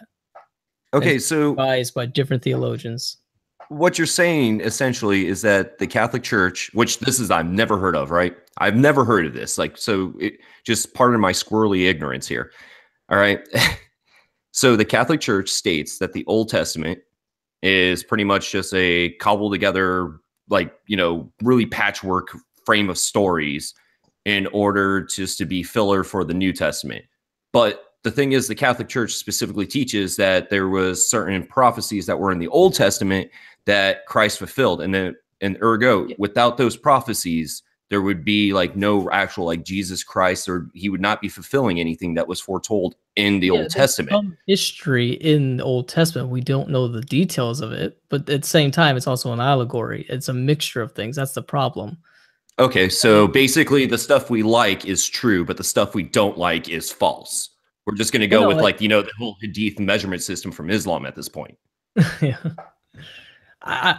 I mean, when it comes to the Old Testament, historians have said, you know, it's a compilation of many things. So you can't take it too literal, but there is some historical influences. So like the idea of the Garden Eden, like it was their actual Garden Eden, maybe. But as a landscape architect, I would say the only place I see that makes any logical sense is the Nile Delta, because and there's one professor from Missouri State who was saying, oh, it's between Tigris and Euphrates, and he's saying, well, that argument would work if it was like 30,000 years ago, but the stories are probably not that old. They're probably like 6,000, maybe 7,000 BC, and I think a lot of them are Egyptian influenced. I don't want to offend you, but you're not a Catholic. Yeah, I'm sorry, but like no, like this is insanity. Like we don't take the Old Testament too literal. The New Testament. Why do you say we? Yeah, who else doesn't do this? No, I'm saying Catholic priests will tell you shouldn't take the Old Testament too literal because we just don't have enough information. I can say right now, for example, like Noah. For all we know, Noah could have been Sumerian or Egyptian, and with a different name. Like their names have been recycled and reused so many times, it gets really complicated. And a lot of theologians are linguists, and they understand this idea of cross-pollination. So it's an allegory of telling of a larger picture of God affecting mankind. So what makes the New Testament different? It's only about 2,000 years old, and it's also very specific contextually. It's very specific contextually. So. One figure, and they also have some Roman documents that back this up, that there was this guy named Jesus, pronounced Jesus, and Jesus, what? I mean, I forgot the pronunciation in Arabic or whatever. Yeah, is that it? That's what they call them. Yeah, not Jesus. That's Spanish. Okay, I'm sorry. I'm saying there's more than one name. It's not even Spanish. It's not even Spanish. It's Latin American, because in Spanish, they wouldn't say yes. I never took Spanish. I'm just saying there's more than one name for Jesus, and there's documents that kind of been passed down in oral traditions for like 2,000 years. So something strange happened with a guy named Jesus. Okay, hold on. Did you? I just want to make sure I heard you correctly, because I don't like misunderstanding people. All right. Did you just say there's documents that have been passed down through oral traditions? Oh, okay. I said that wrong. I thought there was some documents that the Romans had that stated that there was a man, they crucified and he was. No. The Catholic Church claims that they have documents, but they're hidden away in the Vatican secret vault, which the reason why it's called a secret vault is because it is a special vault that they hold on to documents and so on and so forth. But they have never, ever, ever revealed anything of that sort. They have only claimed it. It's kind of like saying Carl Baugh's fucking Evidence Creation Museum, and how he has like evidence of fucking, young Earth creationism locked away. Like he doesn't, they say they have it, but they have never presented it. And just one group saying, yeah, we totally have this, and never presenting it, never allowing it to be verified, anything like that, doesn't mean anything. Any link that we have with the story of Jesus to actual Romans is the part of the New Testament where it starts talking about like, the provincial governors and everything. And what's funny and ironic about that is that there was a point where like, there was one Pius was fucking promoted in there, and yet he was somehow put in charge 40 years after fucking the death of the king that they reference. Like, it doesn't make sense. And the Vatican refuses to present any actual documentation to back any of this up. And the Romans were actually very diligent in putting documents away. Unlike the Jewish people, they had a lot of written down stuff. So it would be so much easier to find the stuff in the Roman documentation if there was any. And yet we found none of it in there. So the only Roman documentation we have of that area is when Pontius Pilate was commissioned to be in that area. He absolutely was. But the king that they reference in the Bible, King Thaddeus, not King Thaddeus. I'm sorry, King Thaddeus. Yeah, was the one who commissioned Pontius Pilate. That we know that that's what the Bible says. We know that's false because Thaddeus was dead by then, and then that's really the only thing. We also know that there was taxation handed down to the Jews. But again, that's the only thing. We don't have anything else. There was no documentation of Jesus. Talking about Flacius Josephus, and two others. I forgot the name. I gotta look it up. But yeah, I mean, I don't know all my Catholic history. So, I mean, I just have faith in the sense that, you know, I personally experienced something weird in my life. So that's kind of motivating me to say, well, just in case, I think I'm going to stay as being a Catholic.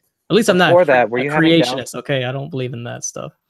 Taking things Before too you had this experience, were you like on the fence about it, and then this pushed you towards one side?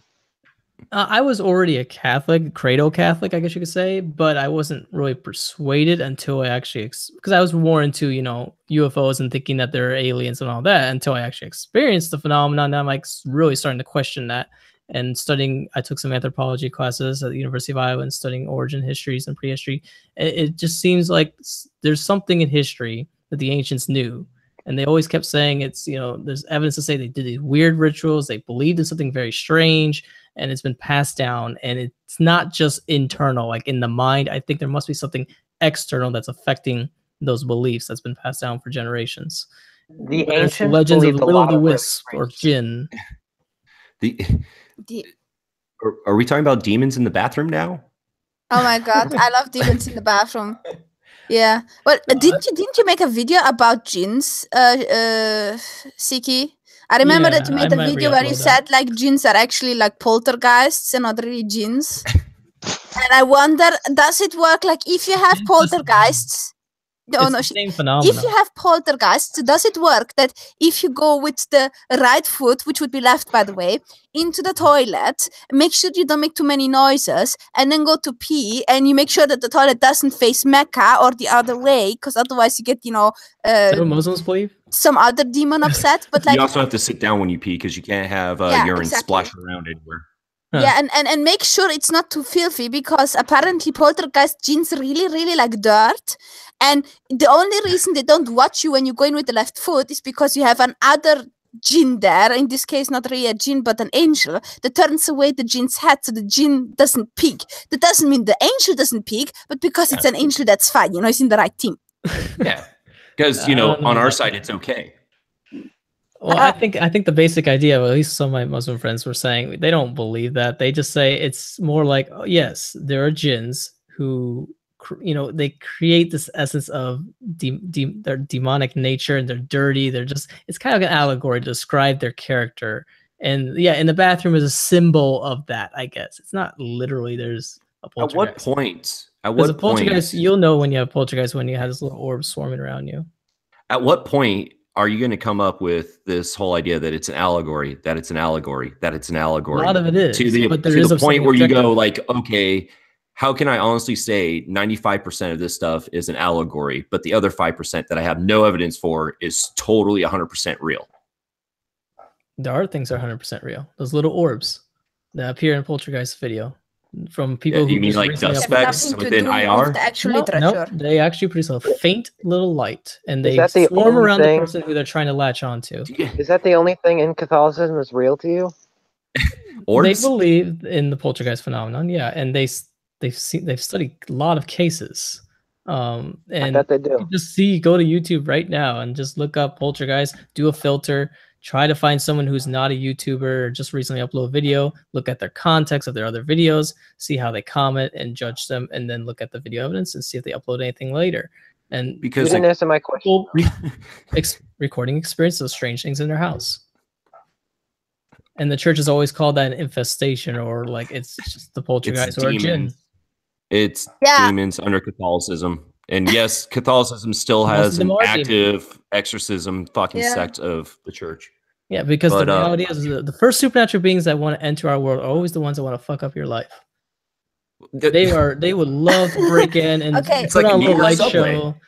But I'm just saying that's the first ones to You put a know- light show. The good angels don't appear. They want you to live in the world of order and just don't worry about the supernatural.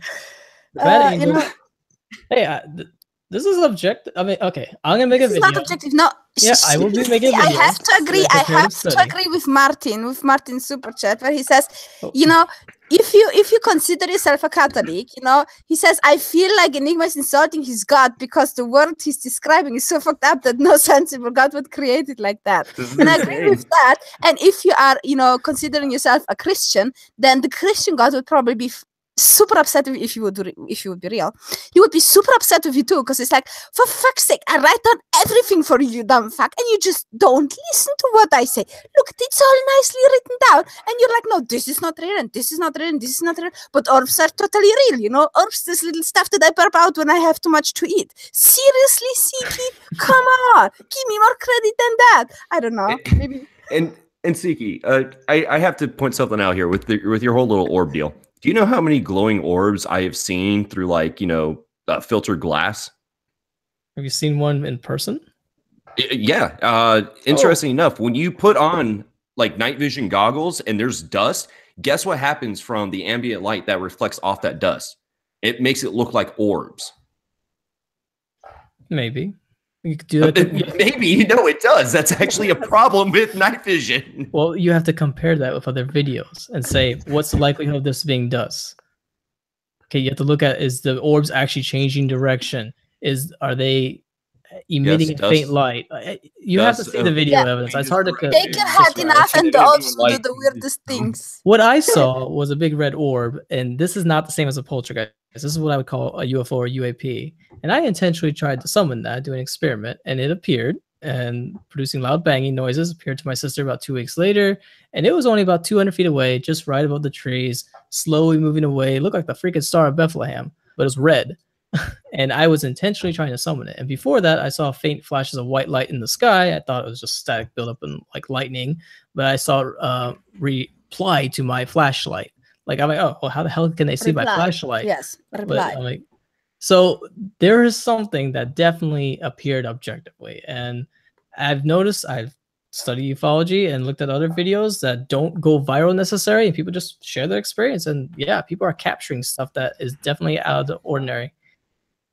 It's just a matter Every of knowing time. if it's a plane or not. And you have to filter out through a lot of videos. How do we always get back to these fucking orbs every time? I'm He sorry. really likes orbs. That's all it is. These particular orbs. This orb this red orb in the woods is special. Yes, because it was freaking close, and that scared me. And yeah, Like, how close? like 200 feet away, but it was like the size of a small car, but it was spherical. That's not really in a close. car? Well, I was close. You know, enough. look, Martin gave you a few orbs in the chat, so you're super happy now. They're red orbs. Circles. Yeah, red orbs on top of that. They're pretty close. So, have you never seen like the taillights of a car about 200 feet away at night? Yeah, it has a certain color. Well, it's not red. Oh, yeah, I'm talking. Oh, you're talking about the taillights. Yeah, like the This light was coming from a above the taillight. trees. Okay, so the context of the location is totally different. That there's roads usually above some tree lines, depending on where you're at. I made a video about this, explaining it. You guys can see the context of where I live, and I actually did a little recreation of it, with a little Photoshop, so you can see exactly what I saw. Tiki, Oh, have you great. ever- So- On my YouTube channel. Wait, Uh, guys, next one year I'll after try to get that guys, video. one after another. Do you want to say something? Tiki, have you ever seen or experienced something that you know was not real? No, it's not real. I don't know. Hallucination, you're tired, yeah, you're, you guys anything always like go- that. Yeah, I went to a bar with some friends, and they were sharing my experience. I thought they were testing me, and they were drunk or whatever, and they thought, "Oh, well, you're hallucinating. Your story, you're probably just hallucinating." I said, "I think you're hallucinating." Like, no, I wasn't hallucinating. Okay, You didn't answer my question again. I'm sorry. Go ahead. Have No. you ever experienced anything like that and you definitively said somehow you figured out or you just decided that wasn't real, that was a hallucination, whatever it was? No, I've never had experience where I thought So something you was- are 100% certain in everything that you've ever experienced. that is real. Yeah, I would say it's What is there anything you could see that you would say, I know this isn't real? Or if you give me see an something, example, you know like- it must be real. I don't know. If you uh, let's say you spin around in your chair and you see a man in a white suit standing behind you and he vanishes into thin air. Well, I know when I like if I get up right out of my chair, I see like I get like a little dizzy if I haven't eaten anything, and then you see little flashes of lights, and it looks like it's external from you, but it's really just the neurons in your brain because you felt dizzy and you're a little faint. And like I knew that wasn't like real external lights that was in my brain, but it looked like it was. Okay, well, how do you But know this was different than the the light you context was saw in the totally trees? different. The situation was totally different. The environment was different. I waited 2 hours outside at night when the moon was out. Yeah, I'm sorry, but you waited months. You waited months. You didn't just wait 2 hours. You waited months and nothing happened. And then one day you go out and then suddenly, it's like, oh yeah, I just waited 2 hours and then this happens. And it's like, no, that's not really true, is it? Or is it, Sticky? Think how good you could have gotten at something else in that time. Yeah. Instead of staring out in the trees with a flashlight. Hey, I just want to get some video proof, and I failed to get it on video because the damn thing was too clever. I'll try again this time. A red orb it sounds like an excuse, I swear. I always say that, but I'm gonna try again. Just year after year. It's always in the summer, it appears. I deal with people sometimes who are delusional. Literally, like not the delusional. reality. I would find that as an insult. Okay, the reality that they're in. I'm a master's student too. Okay, so.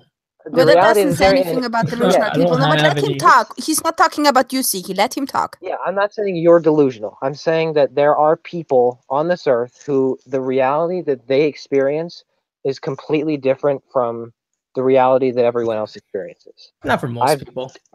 Not for most people, but sure. There are some people who are like that. And for those people, it's really difficult or impossible to tell the difference. That's what psychosis is. When you lose the ability to distinguish between what's in your head and what's outside. Well, if they're diagnosed with something, then yeah, the science has proven that they have some condition. A lot of them are not because they never really get to the medic. So if you're saying if you're not diagnosed with psychosis, you should just believe anything you see. No, I'm not a flat earther. Well, that's one thing we can cross off the list. Now people are shocked. People are shocked because how can you believe that the earth is round? Seriously, Siki, don't you understand that it's all a conspiracy? No, but Siki, the point is actually a very good one. You have people outside who don't know that they're delusional and who still will think everything they see is real, even though it's not. You say you have people, but you're just making that up. You don't know. Give me a specific name. I do. I've literally met people. There was a guy who thought his mother, he had the cop Grass Delusion, thought his mother and father were imposters, and he wouldn't ride with them. Mm-hmm. To him, that was his reality. And there's nothing you can do to tell him. You can't confront it head on because that's the way the world is to him, as real as everything you're experiencing. No, ultimately you have to get whatever you see on video, and that's what I'm gonna try to do. And I'll prove it to you guys. It might take a few years, but yeah, you prove us your orbs. You prove yours, and then make the orbs sign a waiver. Make the orbs sign a waiver telling us how much they are from another dimension. Marty Mihawk, he's an orb eater. Earther. He's an orb earther. He get it right. Okay. Sorry about that. The earth emoji confirms it. And can summon orbs? Wait. What is this? Can summon orbs to place isn't at? I don't get this one. Oh, he's asking if you can summon orbs to places where you're not at, like the solar roadway strip, the 24-hour webcam. Technically, you could do it anywhere. Yeah, it just takes so much freaking time. That's the problem. Months, months. There's like the stages to this phenomenon. It's hard to describe, but if you had the orb in front of you and you tried to record it, and then you look back at the recording and it wasn't there, what would you think? Wait, say it again. If you recorded the orb in front of you, the orb is hovering 5 feet in front of you, you take out your phone and you record it, and then you look back at the video and it's not there, what would you think? Huh. Well, that would definitely be something very paranormal. Yeah, I don't know. I mean, maybe it's just something I don't know. I don't know how to make of that. Okay, well, at that point, wouldn't you say, what if there was a crowd of people around you and you said, do you see that orb hovering 10 feet above the ground, that bright red orb, and everyone else looked at you like you were crazy? What would you say then? Well, I don't know. I mean, if I were those people, I would understand that. Yeah, that person's probably crazy. That's why Okay, you so need you video proof. understand what Okay, we're see, going through then. We're those people. yeah, I understand. Okay, so that's why I told you. But I'm not the only one that has caught the. I mean, I haven't caught the phenomenon on video, but there are others who have. It's just a matter of figuring out if something's fake or not. Okay, how Yeah, do you but know like, what It's you've very seen black and and what white. they've seen? if you see something and you have the camera on, it's recording, and then it doesn't show it, and then it's like, yeah, but this is just a fancier phenomenon, isn't it? Could it just be that it's not like real? Because other people can apparently yeah, record maybe it, the and you person- cannot. So couldn't it be something else? Yeah, maybe it was just in that person's head. I don't know. Well, what if that person is you? How do you know Not that in this my isn't head. all in your head? Because my sister saw it and my neighbors also saw it, but a different kind of UFO. Okay, so our neighborhood experienced something. So there's more to my story. And also, this is not the first time I've seen it. And when I was in the Air Force, I also saw 3 white orbs. When in formation, I made a little video about that. I mean, I'm saying this phenomenon is ongoing with me, so I will try to get on video for you guys. Yes, 3 Somewhere- white orbs in somewhere formation in the air. Very I might common get in the military. No, this was different. This is different. I made a It's always video different. There are just some people who have real external experiences. It's not just stuff made up in their heads. It's You just know, a phenomenon that mentioned- needs to be captured on video. I mentioned the Grass Delusion before. What the root of that problem is, the theory is, we don't actually know yet, is that the sensory information is not connecting with the emotional and memory information that you have. So you think whatever you're seeing is, it's not the real thing, or it's something different. You look at your Okay. wife and you don't feel the same things that you feel when you look at her before. So you must think Hmm. this is an imposter. So what if you're looking at the headlights of a car and you're not, something in your brain is that there's a wire cross and you're not making that connection that normally would say, this is a car, I'm familiar with this, I have memories of this. Maybe, but I think most people understand when they see a car. Well, most people understand when they see their wife. Yeah, I mean, I'm sorry. I've who? seen Wife? people who don't, though. Wait, what did you say? Wife? Yeah, I mean, Oh, you I'm sorry. recognize it. You think you'd recognize your car. You think you recognize your wife or your kid or your father, Oh, but I there thought are you people out said- there who don't. Then So they do probably you have think it's something. possible that They could have some maybe mental disorder. I don't know. That's up to the that's the doctor thing? to Okay, figure the out. problem is that's a thing that is documented. We have video evidence of that happening. We don't have conclusive, scientifically accredited video evidence of the thing that you're describing. So why do you go with the thing that We do have has video not been? evidence of the phenomenon. I'm not the one. I haven't got it on Yes, video, but the other others thing, have. the Thousands other of thing is so much more rooted in science, and there's so many more Well, cases of it. We're just scratching the surface on this phenomenon. It's about time the scientific community start doing a peer-reviewed research paper and capture some videos, do a filtration, build a database, and filter out the fakes and figure it out. They haven't They done do that yet. already. No, they don't. They There's no yes, the U.S. scientific- government does. The FBI investigates all UFOs. Yeah, but it's and not then in a they university. We need it in a university. We don't need the government. No one trusts the government, so it's got to I be mean, an I do. academic. I mean, I do too, to some extent, but I'm saying it needs to be. That's So- why. the Wait, Pentagon they're released fine. that. They're fine with taking your taxes and building your streets and your road and the houses that shouldn't collapse on your houses. But you're not fine with them researching some weird, orbs that fly around randomly. How They are so? probably researching. Why are the orbs more important than the house not collapsing on you? I bet the military is researching, or not the military, probably the NSA and the Pentagon. I mean, that recent video they released, that's Armored Skeptic did a review of. I bet Yeah, that's but- real. UFO just means unidentified flying object. That doesn't, to the government, that doesn't mean aliens or spirits. That usually what they're looking at is like, okay, this is a new type of aircraft from another fucking country, and this is a potential threat to the No. safety and security of the United They States got of America. high-tech cameras. They will know exactly what the object will look like. That UFO they released was a pathetic video that what was it, Tom DeLonge and To the Stars Academy, the Pentagon released To the Stars Academy, and that was a pathetic video. I bet they have a lot better quality video, but they won't release it.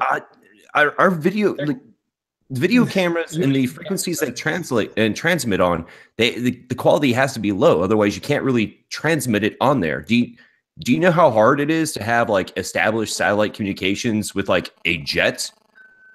I'm it's saying- damn near impossible. Like, so you have to transmit that via either VHF or HF. Sometimes, depending if you're just trying to pass voice, it will just be utilize the UHF portion of the electromagnetic light spectrum. Yeah, I mean, they probably have infrared or thermal or, you know, something even better. So I think, no, the military has pretty advanced cameras. I know, like, my dad, he designed stuff, avionics systems for a company called Rockwell Collins, and he said, oh, they got some pretty high-level cameras that they can pretty much see, you know, all the spectrums. And so I bet the military has stuff. I just don't. I think they're going to slowly release it over time, so it doesn't have a major psychological effect on people. Siki? Yeah. I don't know if you people can see this. I got this picture here from. So what is this? I can't really see it. Oh, there we go. What is this? Oh, was that Medjugorje one? What Yeah. are these three lights? Well, first thing, it's a picture, so I would just filter it out. Okay, but what Do is it? you see though? pictures Because of real things all the time? If you see a picture of Yeah. a dog, it's not because it's not a I- video. You filter that It out. has to be a video. It's so I could Photoshop that so easily. I mean, it's just simple. Like, well, videos you can unless Photoshop there's too. context, if there's context behind it, I would say that yeah, it looks like a UFO. But that specific video, I mean, that specific photo, if I would actually do a review on that, I would probably just filter it out. But I just put it in there for context. But Do you know it how needs to be easy it is to Photoshop? ultimately. I don't Oh, trust- Real Everyday points out this is from your video, from know. your own video. Yeah, I know. I use that as kind of an example. I don't know if it's a UFO. It's just an example. Well, you just said you filter it out because he didn't play the No, video. I'm saying You just saw the still image. You immediately that filtered it video out. was about Medjugorje. Okay, about a picture that some apparition appeared in my family's, for friends of my family's, and they want me to do a review, and I was just using that random photo I found on Google, and just as an example of what someone might have seen. So basically, you're telling your audience that this is supposed to be what it looks like, and you could basically fool all of your audience because you're telling them this is what it's supposed to look like and give them fake information. Is that what you're doing? No, Isa, that video was about Medjugorje. So I was focused specifically on the photos about Medjugorje and the photos that my family's friends sent me. That specific picture is just for context, just for something that people to look at. Maybe it's a UFO. I don't know. But I would have to find who actually took that picture. But I don't care about UFO pictures really anymore. Why is it? I used to. Why but, is it the pictures? I'm sorry. Go ahead. I mean, I used to have a lot of videos, like of pictures, and then I just realized you can Photoshop the stuff very easily. So it has to be video nowadays. A video you can edit as well. Yes, but it's Yeah, less but there's likely plenty- people can do. It's less likely people, will use After Effects. Okay, there's not as many people have that skill as it's Photoshop. So a video has more precedent. Okay, it's as simple as that. Any investigator would say that. There are plenty of things. Like, do you know how easy it would be to Photoshop a picture of like a starry sky? Yeah. Does that mean whenever you see a picture of the sky, you think it's fake? I don't know. I mean, if it's been tampered with, yeah, it's sort of fake. It's not original. I would like to go back to your statement where you were talking about, like, I don't know, I would have to go out and meet the guy to take that picture. What do you mean by that? Like, What? if you know the individual, like when you're the pictures that context, I mean. Eseth was just showing, you're just like, I don't know if this is real or not. I was just using it as an example. Yeah. But I know I haven't had a chance to meet the guy. Are you saying? And I just want to make sure I Okay, understand. I'm sorry. Yeah, I'm just want to make sure. Go ahead. Okay, I'm just trying to track here. So are you saying that if you, depending on the individual, depending on you, if you trust them or not, is going to be dependent on how much you accept something is real or fake?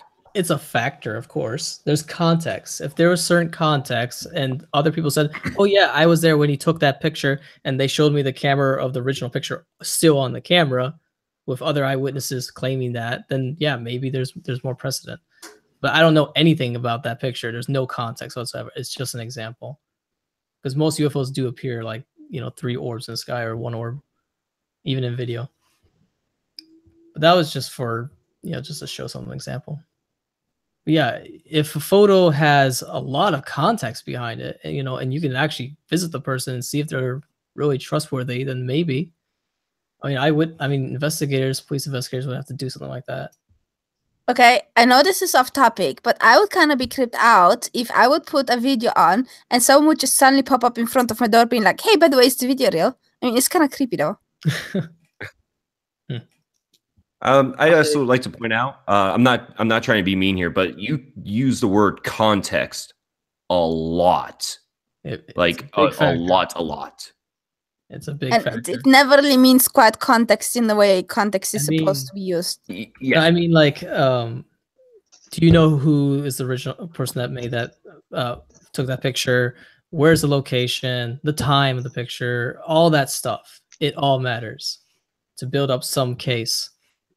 Okay, what does context mean to you? Just more evidence, I guess, behind something, or like the context, like in a video, I would say, is there sound in the video? Is there reference points? Things like that. Because like, essentially, it's a UFO in the sky and it's blackout. You know, there's no context whatsoever, and you don't. Okay. And you find out it's a third uploader. Okay, so context, and I'm just letting you know right now, and it's just you're saying a lot, and you're like it's starting to grate on my nerves a little bit. No, it's fine. And I'm just trying to put that out there. So context is when you get information such as like what the setting is, the people are, so on and so forth, to have you come to an understanding. It doesn't necessarily mean that it doesn't mean that it's true or false, nor is it used as a deciding factor for it being true or false. It just increases the probability of being more authentic. You can never know absolutely if it's true unless you have something concrete or like a video that is worth more than a picture. Do you have a source? Who would you say is your most trusted source, or do you have a source that you hold as? You don't have to name them, but you have a source that you hold as above all the others. You would trust stuff that they say more than everybody else. I'm not sure. You don't have to name. I mean, you don't have to name the person, but is there someone like that who you look at their content Mellowbird, and because of YouTuber Mellowbird, is there anything? Filet, there's a few people who have experienced things, yes, and I how trust. Ridiculous of stuff would they have to be like uploading before you said, okay, this isn't real? Well, I mean, I compare it to videos that are not viral and see if there's similarities.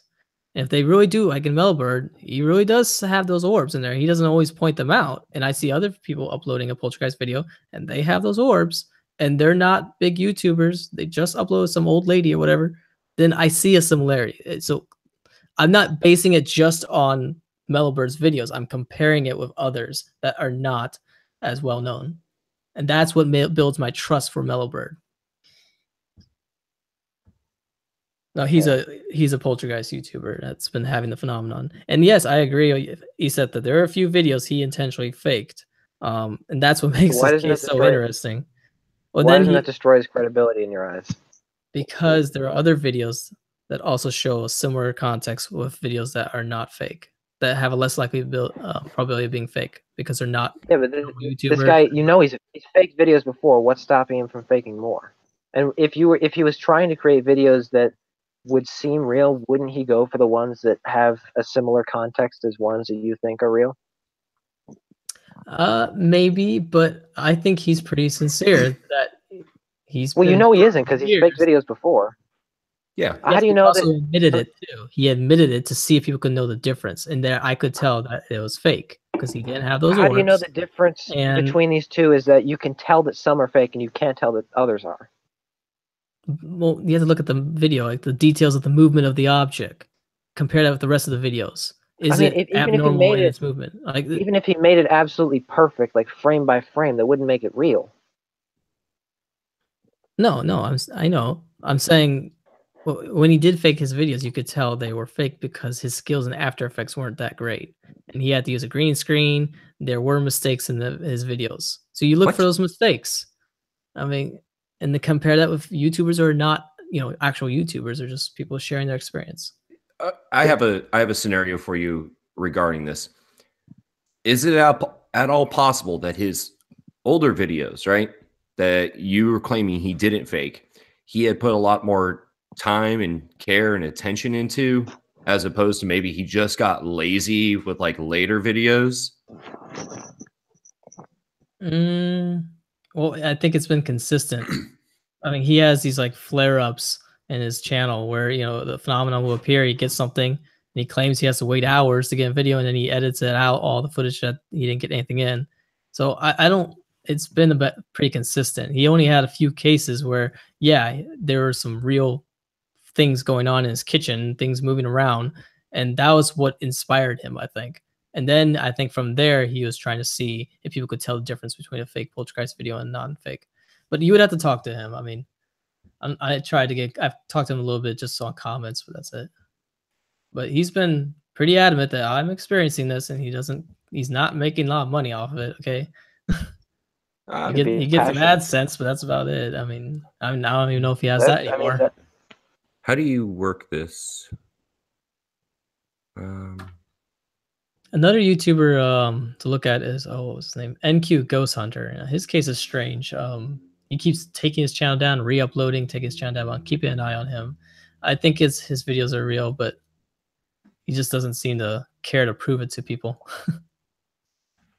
There's not many YouTubers out there that, there's a lot of people who are experiencing the phenomenon, but they're not reaching the high level of objects moving. It's just simple little things, just a little cup moving. It's as simple as that.